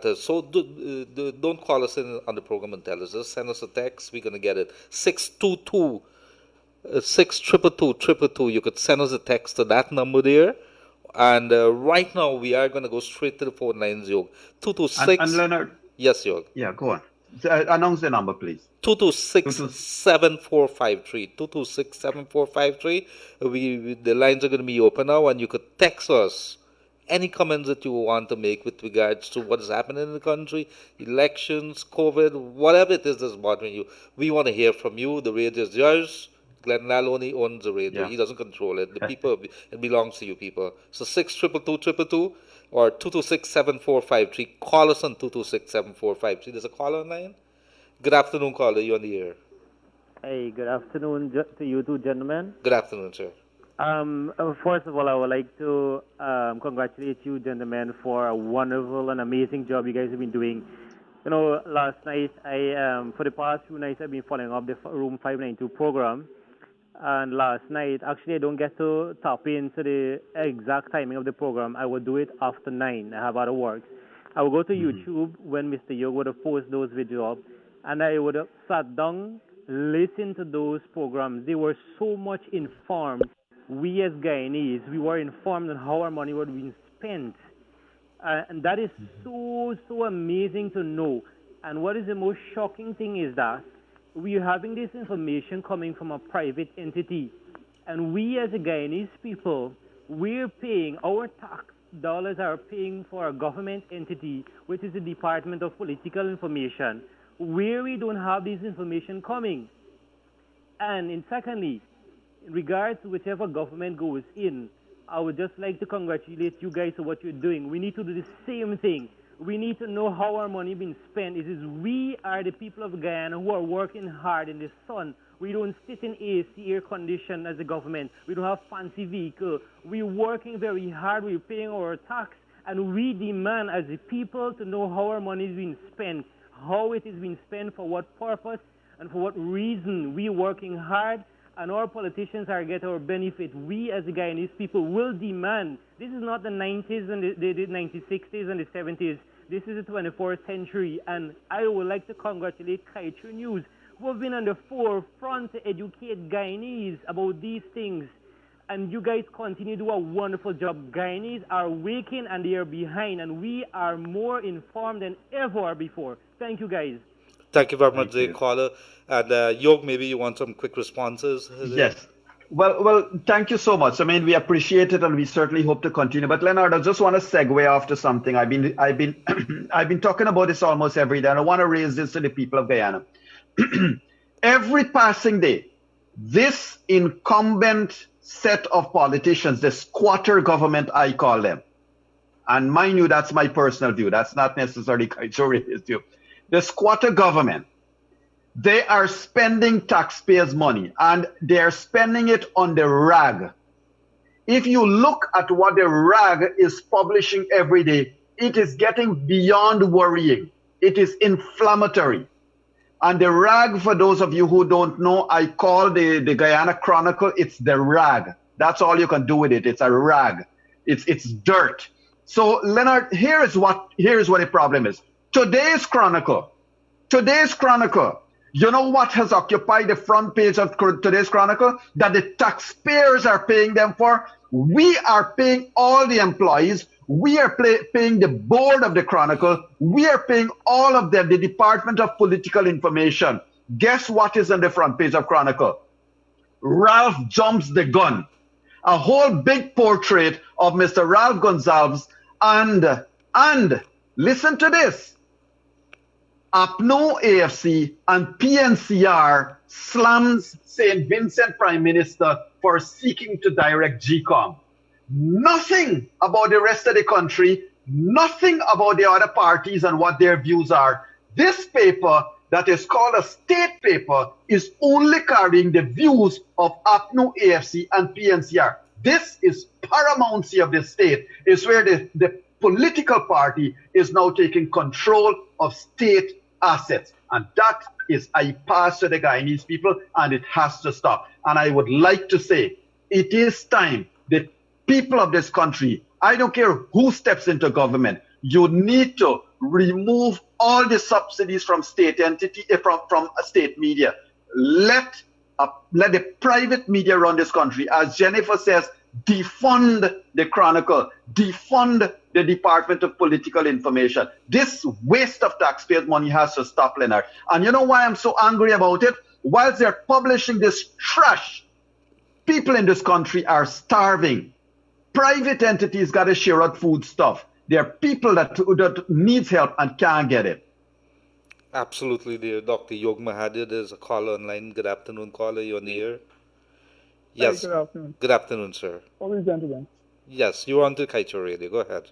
Yeah, you was talking earlier about going forward. As I said, I'm saying President Irfan. Now, what I'm worried about is that when he goes into office, what will happen with those 19 charges? And the other thing is, if the charges go forward, suppose he's convicted. I'm listening to your comment on that. Okay, thank you very much, dear caller. Thank you for that call. Yog, you want to wade right into that? Yes, not a problem at all. Look, there are a couple of things I'd like to say to the caller and to everyone. Whether you like Irfan Ali or not, the electorate has elected him to be the president of the country. The president cannot, it's a charge that is made before his presidency, and as president, he cannot interfere with the court. So if the courts decide to proceed or not to proceed, that's a matter of jurisdiction of the court. I want to just say this, and this is not in defense to Irfan Ali, Leonard. This is being as pragmatic as we can be. Look, there were charges leveled against Irfan Ali as a person. However, those charges were made on Irfan Ali when Irfan Ali was a member of the cabinet and was instructed by a cabinet to carry out cabinet decisions. Let me put it in perspective. When Winston Jordan was charged by the court, right? What did Mr. Granger do? He immediately pardoned Winston Jordan, not allowing the court to have its way. My view, that is something that will have to be discussed in another way by having some lawyers present. With regards to Mr. Irfan Ali, my position as a citizen of this country, whether you like him or not, he is elected as the president of this country. We have to find a way to work. Let the courts do what they have to do. Let whatever institution do what they have to do. He knows best what he can say or what he can do about it. I am not going to say anything about that. However, what I do know is that if the PPP comes back into office, Leonard, and they do not perform well, the electorate will speak again and will speak resoundingly, like what they did in 2015 and like how they did in 2020. No two ways about it. Absolutely, there, Yog, and I think the caller has a point there. Sooner or later, we'd have to get, because it's an elephant in the room, we'd have to get some experts on here. What happens if an Ali in office as president and the court hands a conviction to him? What happens in the case, and it goes all the way to CCJ, and they uphold that conviction? But mind my, and this is my opinion that they said, mind my opinion. Yes, sir. That whether he conducted those things of what he's being accused of on a personal basis, or he was a servant of the state in conducting those. Those are the kind of things. A lot of political hype has been made about a lot of things in this country. So we have to know that whenever we listen to political accusations and political commentary, we have to let logic rule and we have to take an analytical look at what's happening. And this is in no way as a defense to him. What I'm saying, if something applies one way, it has to apply in another way. Absolutely, Yoga. Thank you very much. There's another caller online. Good afternoon, caller. You're in the air. Up new must stand up like a man and let them stop crying like yours. They lose the last election, let them go along the way, man. Or for now, the next president. That's it. Thank you. Thank you very much, sir. Let me be facetious. So, sir, we can't criticize the girls. Not only girls cry, big men cry too, and it's good to cry sometimes. But he mentioned something very good, Leonard. All I have heard for the past 106 days is cry, cry, cry. Who's crying? This is a set of cry babies. One day they cry about this, the other day they cry about that. They cried about one thing or the other. And today they're crying about another thing. Today they're crying that children went to vote. I mean, we are getting to the point of absurdity. But let me say this, Leonard, somebody sent me this text, and let me remind you, we have let me say hello to Anand Gangadine on behalf of Kaito Radio and all of our viewers from Minnesota. Let me say hello to our viewers in Canada, New York, to Ravi in Canada, of course, to our viewers from Rio de Janeiro, Brazil, Suriname, Barbados, and St. Vincent. All of these people sending texts to say they're watching from these countries. All over the place. Yes. So thank you, Leonard, we gotta look at, and this is one of the questions that I think we need to ask President-elect Ali tonight. What's his vision? What is his vision for a future Guyana that is today so divided, and so divided not necessarily out of born facts, but out of political spin? And how is he prepared to deal with it? The final thing I'll say is a lot of people I'm hearing, and you know what? I have said it. If you check my Facebook page, I criticize. If the PPPC could have found $34 million to pay Mercury, right? And you know, I question why not use the money to help people in this country. But then guess what? 96 million was paid by the PNCR and the AFC for JJB and JJB LLC. So you're hearing one side, oh, they paid 34 million to Mercury or whoever did what, but you're not hearing the other side that almost 100 million was paid. And I want Mr. Auditor General to really check the books of this country, because I want to ensure that in the future, taxpayers' money must not be used for these kinds of political games. Well, I'm not sure, but I need to borrow money from somebody, and I'm not sure who has money. You have money to lend, Yog? Well, you know, Guyana, no, sir, I don't. Last night we learned that all of the persons in Guyana, they're funding the government. The government has borrowed money from the central bank. That money came from the commercial banks, and the money from the commercial banks came from your and my little $2 savings we got. Our money is now tied up. If this government fails, we're dead. And that's a bad thing. That's the vicious circle we're in. That's a bad thing. A lot of people talking about dead lately. But if you're now joining us, elections and COVID-19 watch here on Kaicho Radio 99.1, 99.5. And if you've missed the show last night on room 592, you could go to our Kaicho Facebook page, Kaicho Radio Facebook page. You could get it there, or you could go to YouTube Kaicho Radio. You could get it there also. And if you want to join us also, there's another way that you could get us. That is Kaicho News Online. You see the radio icon there, and you just press it and you get onto us. There's another caller online. Good afternoon, caller. You in the air? Good afternoon, sir. Good afternoon, ma'am. I'm a regular listener to your program. I will have two questions.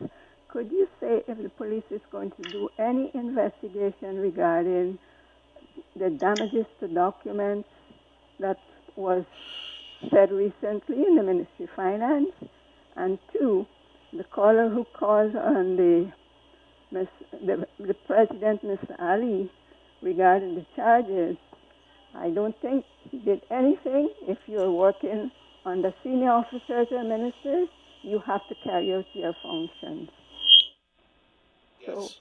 So I'm most interested in wondering if there are going to be charges regarding those damages to property, people's property documents that were destroyed in the Ministry of Finance. I'll listen to you after. Thank you. Thank you very much, Thank you. dear caller.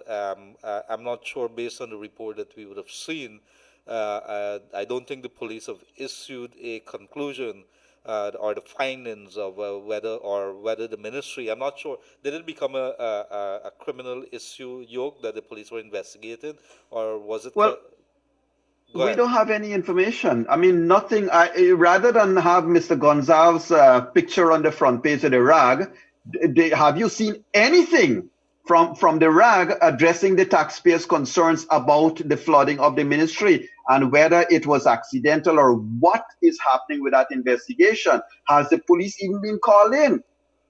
No information is coming out, Leonard. I don't know. I don't know if you know. I don't know, but somebody's asking the question: was it 34 million US dollars and 96 million US dollars? What is it exactly? Look, there is a company called Mercury. If you check my Facebook page, you would see the contract. I shared it there because it's available or go to us.gov or something like that. You go to that website, you can find the contract that the PPP signed with a lobbying firm in the US. I think it was 2-3 years ago. I can't remember when. The PPP signed with a lobbying firm to basically carry out their educational will or their educational drive. It's like you employ somebody to market your good name, your goodwill.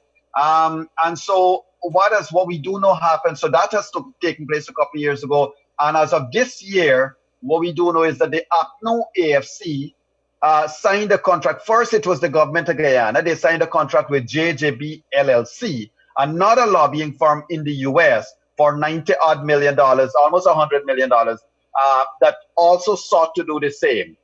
And so, all of these people would have gotten their work cut out for them in the US. Mind you, a lot of the interest of a number of persons who signed these contracts are in America, not in Guyana. I want to make sure I say that, because it's passing strange that the first contract that was signed recognizing Mr. Harmon as a U.S. citizen. I haven't heard a word to debunk that. And those are the kind of things. But to the point of the question you read there, it is lobbying firms in the U.S. that were employed or contracted by the political parties to promote their own goodwill and their own spin narrative. I think it was whether the amounts that you mentioned, whether it's a 34 million US dollars and a 96 million US dollars. I think that was the question. Yes. It's 34 million. I will get the exact figure just now in a couple of minutes. Thank you very much, dear. There's another caller online. Good afternoon, caller. You're on the air. Hello? Yes, good afternoon, sir. You're on the air. Kaicho Radio. Good afternoon, Mr. Leonard and Dr. Yog. I guess the two of you might as well know me now because I've been looking at your program every single day. Again, let me extend my sentiment by congratulating both of you, comrades. But quickly, one of the callers who called and were saying that he's very fearful of our president-elect, Dr. Mohammed Irfan Ali, about those charges was filed against him, what will happen. Since 2018, December, we had a no confidence motion was passed in the Parliament of Guyana. We have seen that Mr. Granger and his minister has been breaching the Constitution and violate the Constitution of this country and claim to deny it bold and barefacedly. Also, Mr. Leonard and Dr. Yog, we have seen state money, taxpayer money, has been misspent and spent wrongfully. And people must not stifle their conscience to look and to be one-sided. If someone is being held accountable for something that he or she did do wrongfully, they must be held accountable for that. But we must not be one-sided. We must be looking what is happening in this country and what ministers of this country, there were ministers, no more ministers, what they are doing to this country, what they are doing with the taxpayer money, as Dr. Yog has been emphasizing every day in that, Leonard. And I want to say to you and Dr. Yog, I'm listening to you about the gifts you all are talking about sharing out. Brothers, I'm praying for you, the two of you, and I pray that God will give you long life and you will continue to do the good work. And I want to say thanks to Mr. Glenn Lal of Kaiser News to allowing you all to be here and to enlighten the Guyanese people what is happening. Continue to do the good work, Dr. Yog, Mr. Leonard. Long live to you and your family, and we must pray for this country. Let us put this country on the map. Let us put this country forward, and we urge Mr. Lowenfield and Justice Gladys Singh that the people are waiting. The people are waiting patiently for a result and to declare the winning party. And as I said, I'm an activist of a party. I am on the ground watching my party, and I will ensure that my party deliver what they have promised. Thank both of you, comrade, and take care. God bless you. Thank you very much. Put Guyana first. That is a message. Yog, there's a comment here. I think the new government should review the salaries of the members of parliament. It is too high. It needs to be pulled down. Your comments, please. And I'm not sure, Yog. The last parliament, we know that it was troubled, very troubled. 2018 December was when that no confidence motion. But before that, when we would have looked at the performance of the National Assembly, Parliament, you want to talk about that, the number of sit-ins and the work that they would have been able to do, we would have been able to see some figures. 1.5 million US dollars, 1.5 million Guyana dollars. Every time there's a sit-in in Parliament, Yog, there's not easy money. And what did we achieve during the last Parliament? Are we overpaying the parliamentarians? Should parliamentarians be paid? I understand that you come in from out of the regions and so on. But when you signed up for this thing should not be a job. It should be service to the people. So money can't be the number one thing that you really going for elections and you say you want to represent the people. It's a service to the people, and so maybe we need to relook at that. Who are the people that are really running? Are they really after the money that is being paid there? Maybe it's something, maybe I'm looking at it the wrong way. Maybe we could look at it another way. What are some of your thoughts, Yog? It's an interesting question. Yeah,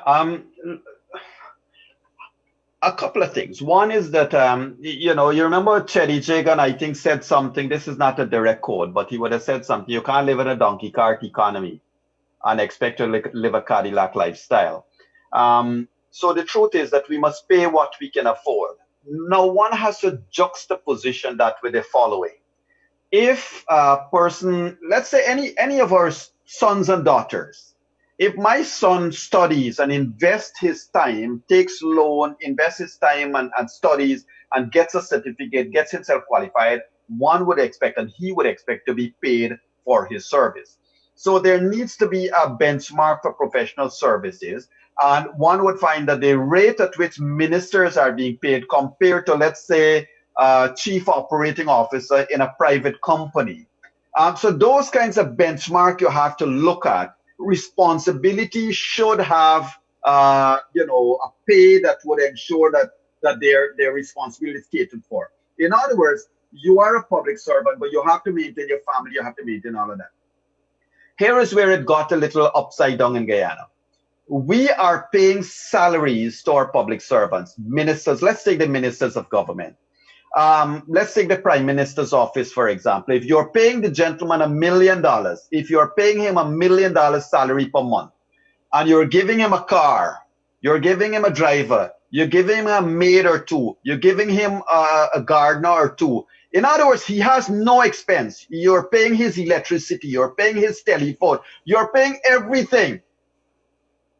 Then all of that, when you say he's receiving a salary of $1 million, it is understated, because you have to look at his total remuneration.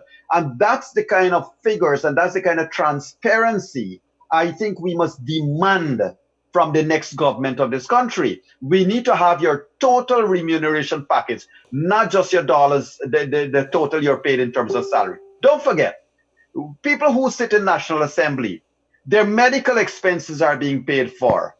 So all of this comes from the taxpayer. The caller is quite right. We need to look at things, and you need to look at things from the perspective of, equality. On top of it all, Leonard, there are certain salaries in this country that are tax-free. Like, let's take, for example, the GRA. The head of GRA is receiving a fantastic fantastic salary to do his job, but he pays no tax. So these are things that has to be looked at. We are continuously pushing for a review of these issues. People are paying attention, Yoga, and they're talking, they're watching, and in service of the people, in service of the people. Politicians take note, in service of the people. There's another caller in line. Good afternoon, caller, you're on the air. Yes, Mr. Gildarie. Good afternoon, sir. Yes. I'm one of the... Yes, go ahead, sir. Did we lose a call? I think, sorry with that, we have lost that call. Yog, and so I think Just to insert this, so those 34 million and 90 something million, those are Guyana dollars. The US dollars would have been 150,000 US, excuse me, and 480,000. All Guyana dollars. Yeah, the 34 million and the 96 million would have been Guyana dollars. Thank you very much for that. There's another caller online. Good afternoon, caller. You're on the air. Could you lower your volume on your radio, please? Hello? Yes, we'd have to cut that call. Our apologies. But Leonard, yes. Meanwhile, going back to government expenses, right? Last night, Mr. Dhanraj Singh shared in our discussion on finances, and let me say this to everybody so they must know. In 2015, the monies allocated in the budget to the Ministry of Presidency was $3 billion. 3 billion, B with a B, $3 billion to the Ministry of Presidency in 2015, right? In 2019, it moved to $12 billion just for the Ministry of Presidency. Now, we do know that a number of ministries operate out of the Ministry of Presidency. The point I think everybody wants to know is that there must be full disclosure of everything. I would like to see the day come when the ministers' salaries are fully disclosed to the public, because you know what?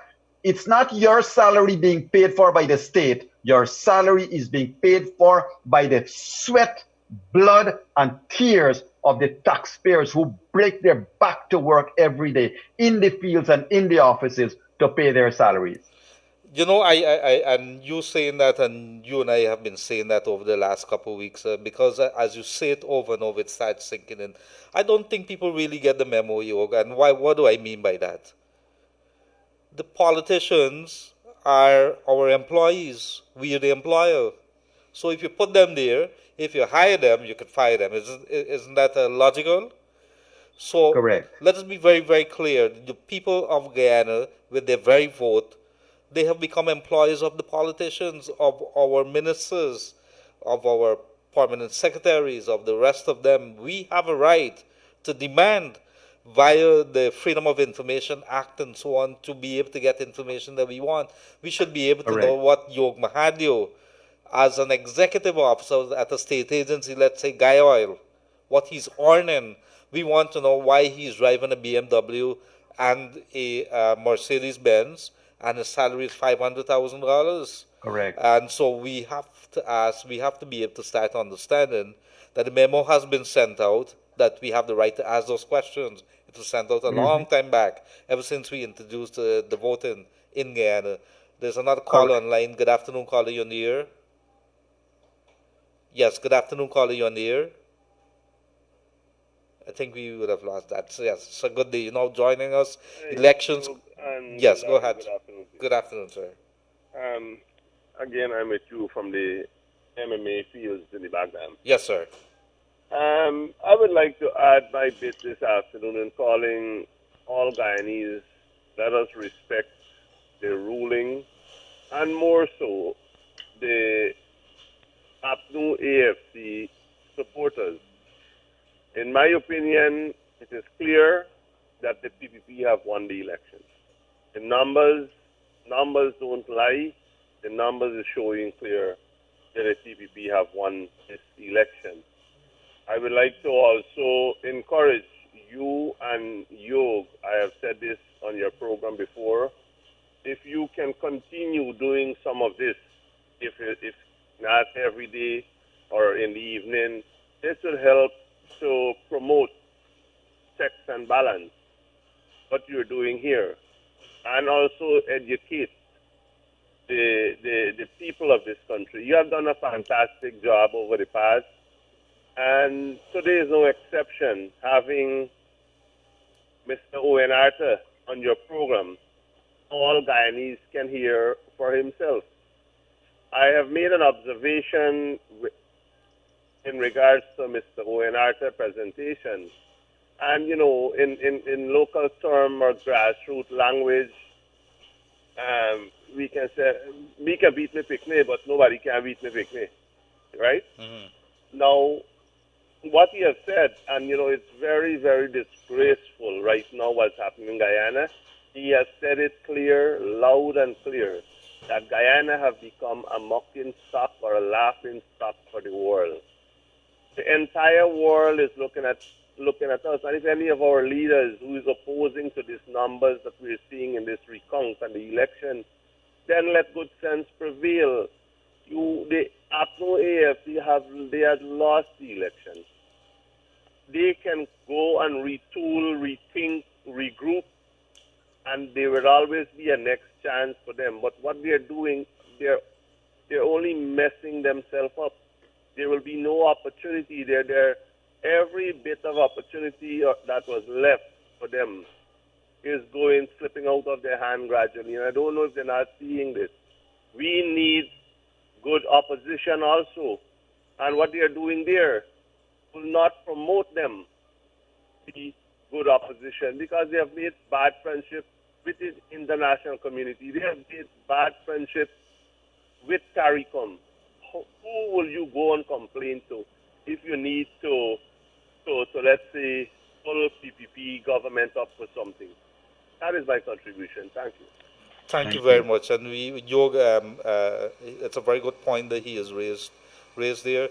We should be paying very close attention to our relationship with our partners, CARICOM, Commonwealth, the EU, ABC countries. They've been with us, and so yes, we may not agree with some of the things that is transpiring in their country. Could we put aside our relationship with them? It's something that needs to be to do some deep thinking, and we'd have to look at how long we would have had relationship with China, India. We don't agree with China and the aggression in expanding throughout the world and the way that they go about doing business in Guyana. Do we stop doing business with them altogether? These are things that we have to think about. What we could do is say, Yog, you're not welcome in my house. If you're walking in with your shoes every single day, I leave my shoes outside. You have to leave your shoes outside too. So there are things that we could do differently. I'm not going to allow you if you put on. I'm not saying for you not to come into my house. I'm saying that you can't come in with the shoes. It's simple. That's my rules. So I'm not sure if you want to respond to that. What CARICOM say? Well, yes, because here is what. To say that you cannot come into my house with my rules means you might as well tell people don't come into my house at all, because I am not willing to accommodate what might be your beliefs. So I think the way forward has to be that there needs to be a non-partisan. Like, for example, let's take investment in Guyana. Investment in Guyana must not be just a political office. It must be, members of a board that are non-partisan, non-politician, that will look for the good of Guyana from their own professional perspective. So there are many ways we can look at this. I'll tell you, a lot of people are throwing around words of inclusive governance and what was the other thing? Shared governance. You and I have spoken about this before. We need to educate ourselves, everybody. We all need to do so, and we're going to do it in room 591 on this program as well. What do the concepts mean, and how can governments, incorporate aspects of shared governance and inclusive governance, and what are, of course, the differences? Because one would have to question, Leonard, what will happen over the next month or two? We are already seeing, and let me say this, we're already seeing, I saw Mr. Harmon's, and I say this very clearly, unapologetically. I saw Mr. Harmon's more recent statement when he was probably talking about Mr. Edgehill's statement and Mr. Ali's statement.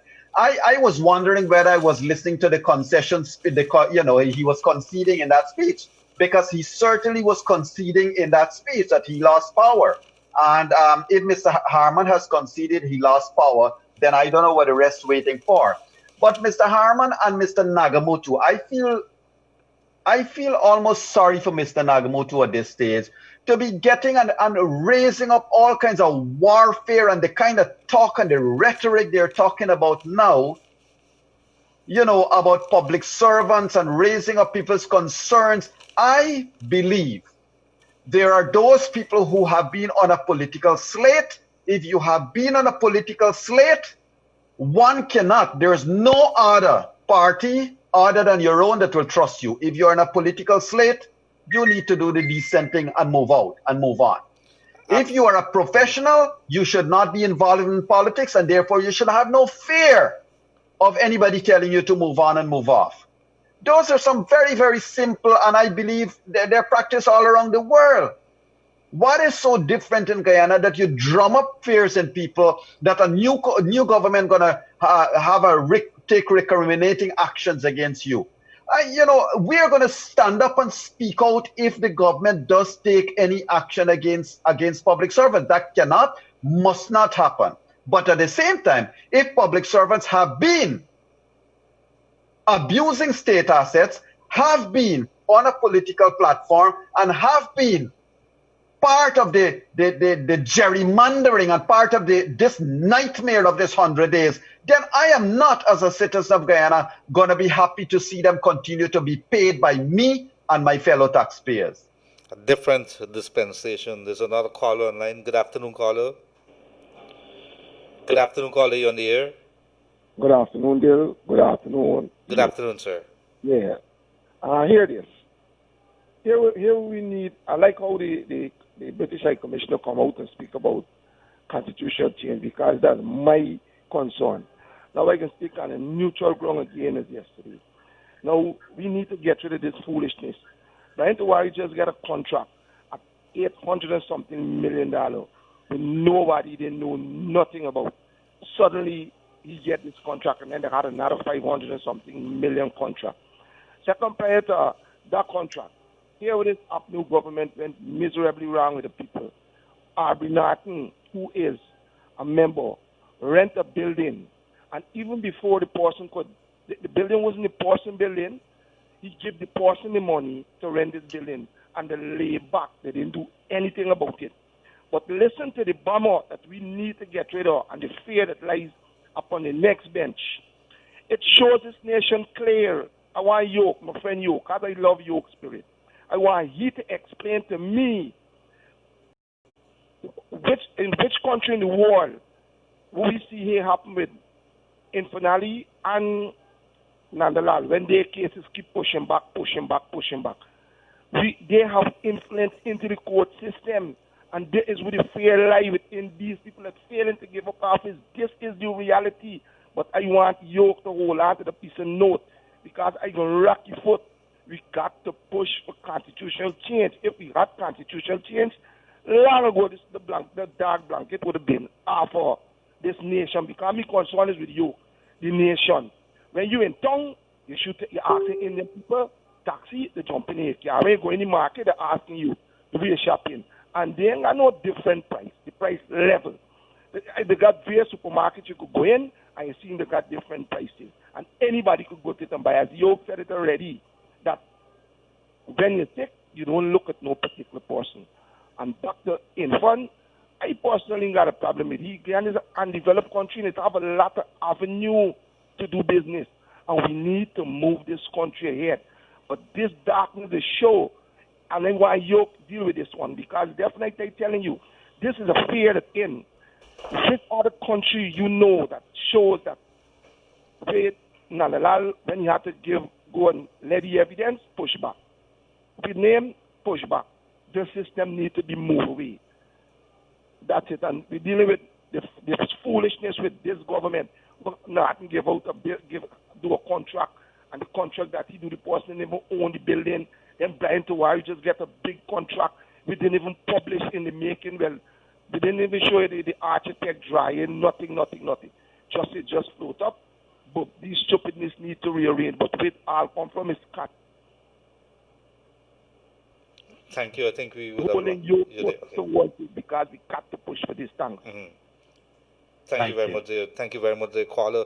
And Yog, maybe you want to address something on that. In the meantime, let me go ahead. Caller is right. We need to continue to beat that drum of constitutional reform. It must not be winner take all. We cannot hand over such a system to our children. We cannot.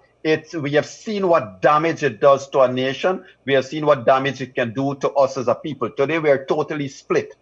Now, with regards to the calls that were made about Mr. Nandalal and Mr. Irfan Ali, I am sure, Leonard, I would probably want to invite Mr. Nandalal on one of our Room 592s to have an open discussion with him about it, because I would not be able to answer. But I would want to say this. This nation, I think I was one of the most shocked persons, because I spoke out loudly about what transpired or what I believe transpired 2013, 2014 and before. I was shocked when this government decided to empower and make Soku and Sarah into political tools. Now what they did, they took pleasure in marching who and who? They marched Roger Luncheon and Vincent Brassington, and would this nation ever forget those things? But guess what? You talk about Nandalal, you talk about Irfan Ali, 5 years in office, prosecute them, the man. You are in charge of the government. There matters going to the court, and your own attorney general is being told you don't have a case. Look, the DPP, everybody knows, well, if you don't know, let me tell you, the Attorney General over the past 3-4 years, Leonard, he employed a slew of attorneys. He wasn't using the DPP office as much as previously done. He employed his own bank of attorneys to take matters, to prosecute matters. Where are all of these matters? You can now come to me and say you haul Leonard in front of the courts, but Leonard has his way with the courts. I cannot allow my conscience to accept that people like Madame Roxanne George, people like Mr. Kisoon, people like the judges and magistrates in this country, especially at the higher level, I am not going to say that they have been politically influenced or directed. I have studied law, at least at a bachelor's degree level, and the one thing that I'm taught and told and I've seen is that the judiciary is independent. Look, if the judiciary was not independent, do you think what transpired over this week would have been allowed to be transpired? No, it wouldn't. So I believe that, but I also believe that this government has failed, and failed in so many things, and now they don't want to accept that the consequence of their failure is to get the boot. Final thing I'll say, Leonard, when you talk about corruption and you talk about transparency, the other thing, the gentleman mentioned the contract. There are contracts that are being doled out, but that aside, there are duty-free concessions that have been taken and allowed after September 30th. Remember, September 30th was when even the CCJ said you are a caretaker government. So those are the kind of things we have to have openness for, because when you talk about remuneration packages, look, somebody just texted me to remind me that the people, the ministers and so forth, they get a brand new vehicle every 3 to 5 years. What happens after you buy another one? What happened to the first one? Does it go back to the state and being auctioned so that the state can get some money? Or do they sell it themselves and raise personal finances? All of those are things. If we want to move on as a nation, we have to have equal footing, and we have to set some real strong rules. Absolutely, and the country cannot move forward without regulations and rules. And let me tell you, a little earlier when we started today's edition, Yog, we spoke about bringing some surprises to our people. We have received dozens, literally, of texts from people. And I want to say that we're going to go through it. We're going to make contact with the people that we believe are in desperate need. We're going to be calling you guys. And so we'll make arrangements for those deliveries. We thank you, but it doesn't end today. We are going to continue looking at ways in which we could continuously reward our people who have been with us, but not only that. Yog, we have to start looking long term. How do we solve some of the issues in this country, bringing the experts on? Room 592 this evening. We have some very tough questions here for President-elect, if you want to say that, or the presidential candidate of the People's Progressive Party, Civic Irfan Ali. At this moment, we're going to be very cautious until GCOM comes out and make their declaration. But in the meantime, Irfan Ali is coming here, and there's going to be some very tough questions for him, including how do we heal this country? How do you fix the economy? What do you do with the sugar industry? I think the sugar workers would want to hear about that, because based on the prognosis, based on what we've seen so far, it is going to be a tough call, or some tough calls would have to be made when it comes to the sugar industry in Guyana and the way forward. So, Yog, there's a caller online. Good afternoon, caller. You in the air? Yeah, good afternoon, Leonard. Good afternoon, sir. There's something talking about the sugar industry. That is what I'm calling on. This guy, Tony Vero, he was one time advocating that Gaisuko should be made into tilapia farm and all that. Now he's with the PPP, who is advocating to opening the sugar industry. How would he be able to be in the same outfit when he was advocating for that all the while? Thank you. Thank you very much. So some very good point. I'm not sure. I think some decisions would have to be made with regards to the sugar industry, and it would not be only at a political level, Yog. Not at the political level only. Correct. Well, Leonard, look, I mean, I have never met Mr. Tony Vera. I've never had a discussion with him. But here is what we do know on both sides, and I want to give credit to both the PPP and APNU AFC. Look, every political party is a conglomerate or is a coming together of persons with different training, different background. They would agree and strongly disagree on various things. However, for the sake of a united front and for the sake of moving towards a strategic position, those who disagree will want to be influenced or want to be educated that this is the better way to go. So that is a very good call that, Mr. Vera may have had differing opinion, but now if he's joined the PPP slate, I do hope that the PPP would certainly educate him as to what has to happen. But don't forget, sir, and ladies and gentlemen, when we are talking about sugar, we're not talking about sugar workers alone, We're talking about $1 billion to the NIS. We're talking about drainage and irrigation. We're talking about propping up this country. Foreign exchange, taxes, right? Yeah, we're talking about, as Ramesh Prasad said last night, the velocity of money. We're talking about empowering people to do things. And we're also talking that you let 10,000 workers go home without even thinking about an alternate job. In your mind, you're satisfied. I paid them a severance. I paid somebody $200,000, and that's a severance. And if they're 40 years old and they got to live another 40 years, a man, his wife, and 2 children, 4 persons must live for the next 40 years and do whatever they got to do to maybe sell planting chips. But if we all sell planting chips, who's going to buy it? I don't know. The person who's selling cassava chip? I don't know. There's a caller online. Good afternoon, caller. Good afternoon, sir. How are you? Pretty good, sir. Go ahead. Now we're speaking about election study. What about this COVID? I heard the airport is going to open the 1st of July. Do you think that is a wise thing to do, seeing that the alarming cases are in Brazil and Region 9? How do you protect that? Okay. Any other questions? Could we answer off here? No problem. Thanks a lot. Thank you very much, dear caller. Very good question.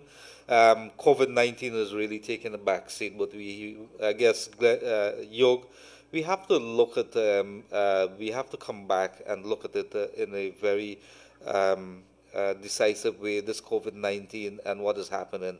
What I could tell you based on talks, I've been talking to a lot of the decision makers within Guyana, and what we're seeing, it's not going to go away for the time being. We've seen new cases coming up. We've seen a couple of days, maybe a lull. We've seen in neighboring Brazil that situation is not dying down. So while you might be hearing reports coming from North America and the other places in the drop-in cases, number of cases, in the region here, Brazil has become the epicenter of this continent, and we're part of it, and we have open borders, so we'd have to look at that. The opening of the airport, I'm not sure whether there's a wise decision at this point in time. We have continuously shifted the goalposts when it comes to making decisions, not only decisions on the borders and then the airport and so on, but in the way we do things and implement them, the way we enforce the regulations when it comes to COVID-19. So there are many questions there. I presume there has to be moved pretty quickly in keeping with what Dr. Yog Mahadeo and others would have been calling for, which is we should have a cross-section of society in a non-political COVID-19 task force and do that as early as possible. Yesterday, last week, that should have been implemented, not today, tomorrow. So that has to be done pretty quickly. Yog, very quickly. Well, Leonard, what do you expect? Look, I mean, you have the politicians in charge of a national health crisis. So they're only going to make political decisions. They're making decisions to suit themselves. No two ways about it. With regards to the opening of the airports, we have heard, we see the United States, for example, slowly opening up back. We know that Trinidad is presently giving their teachers special stipend to keep the education system, to get the children prepared for exams. We're not hearing anything locally here. With regards to the opening of the airport, I would want to say, Leonard, the airport and opening of the ports, it's something that government need to strategically look at. I am not opposed to the airports reopening, providing we're all going to ensure that there are serious protocols in place and those protocols are followed to the T, followed literally. Because remember, a lot of our brothers and sisters, Guyanese people are overseas, they're stranded. There are people stranded in Jamaica. Fodedin, our cricketer, is stranded in Jamaica as we speak with a group of persons. There are still persons stranded in the US, all over. So they need to come home, but we need to have protocols in place.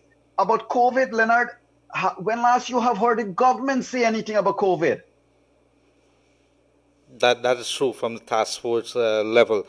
So this evening, elections and COVID-19 watch, we are coming down to a close to this edition. Unfortunately, it's really been a big pleasure, as it has been for the last couple of weeks. What I could tell you this evening, it is a must-watch program. If you care about this country and you care about what our leaders have planned for this country, it is going to be the presidential candidate of the People's Progressive Party, Civic, in room 592, being hosted by Dr. Yog Mahadeo, and along with myself as co-host, Leonard Gildarie. Yog, very quickly, maybe in a synopsis, what could you say to Guyana, to the people who are listening with regards to what is expected to come from that interview, some of the questions?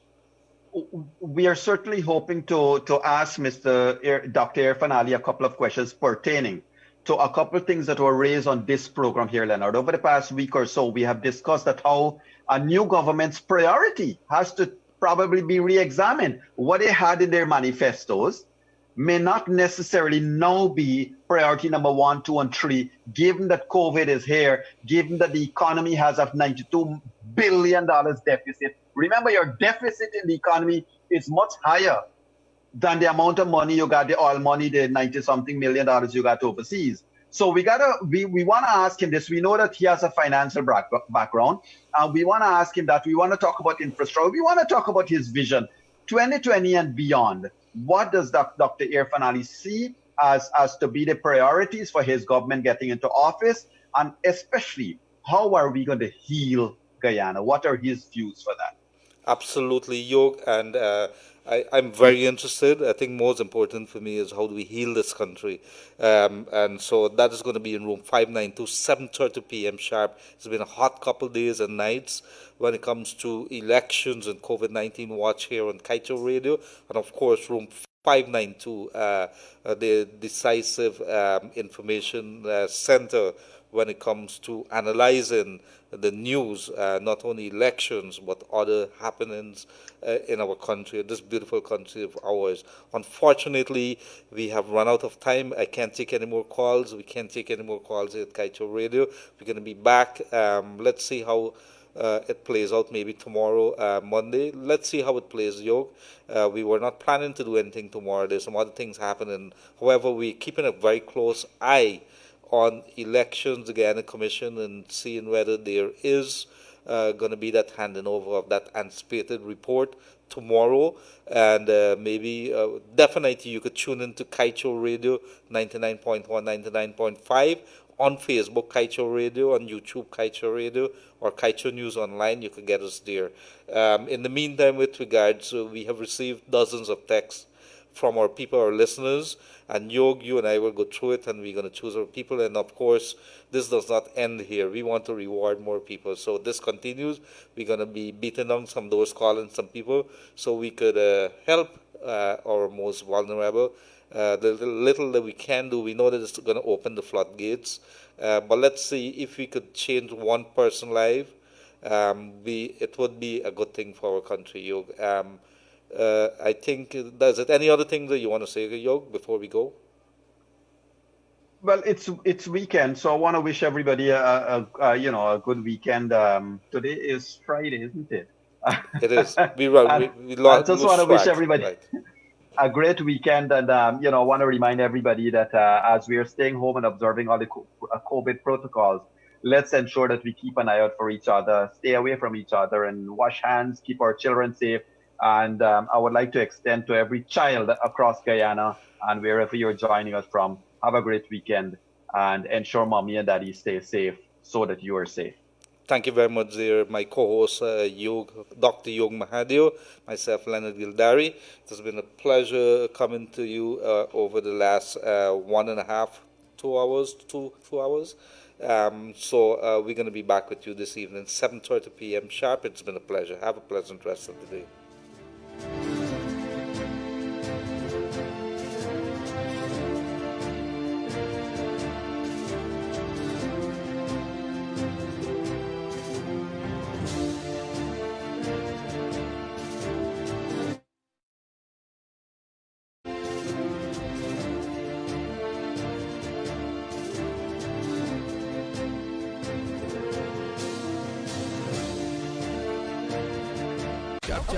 And here goes, I represent for 99.1 Kaito Radio, the radio with a difference.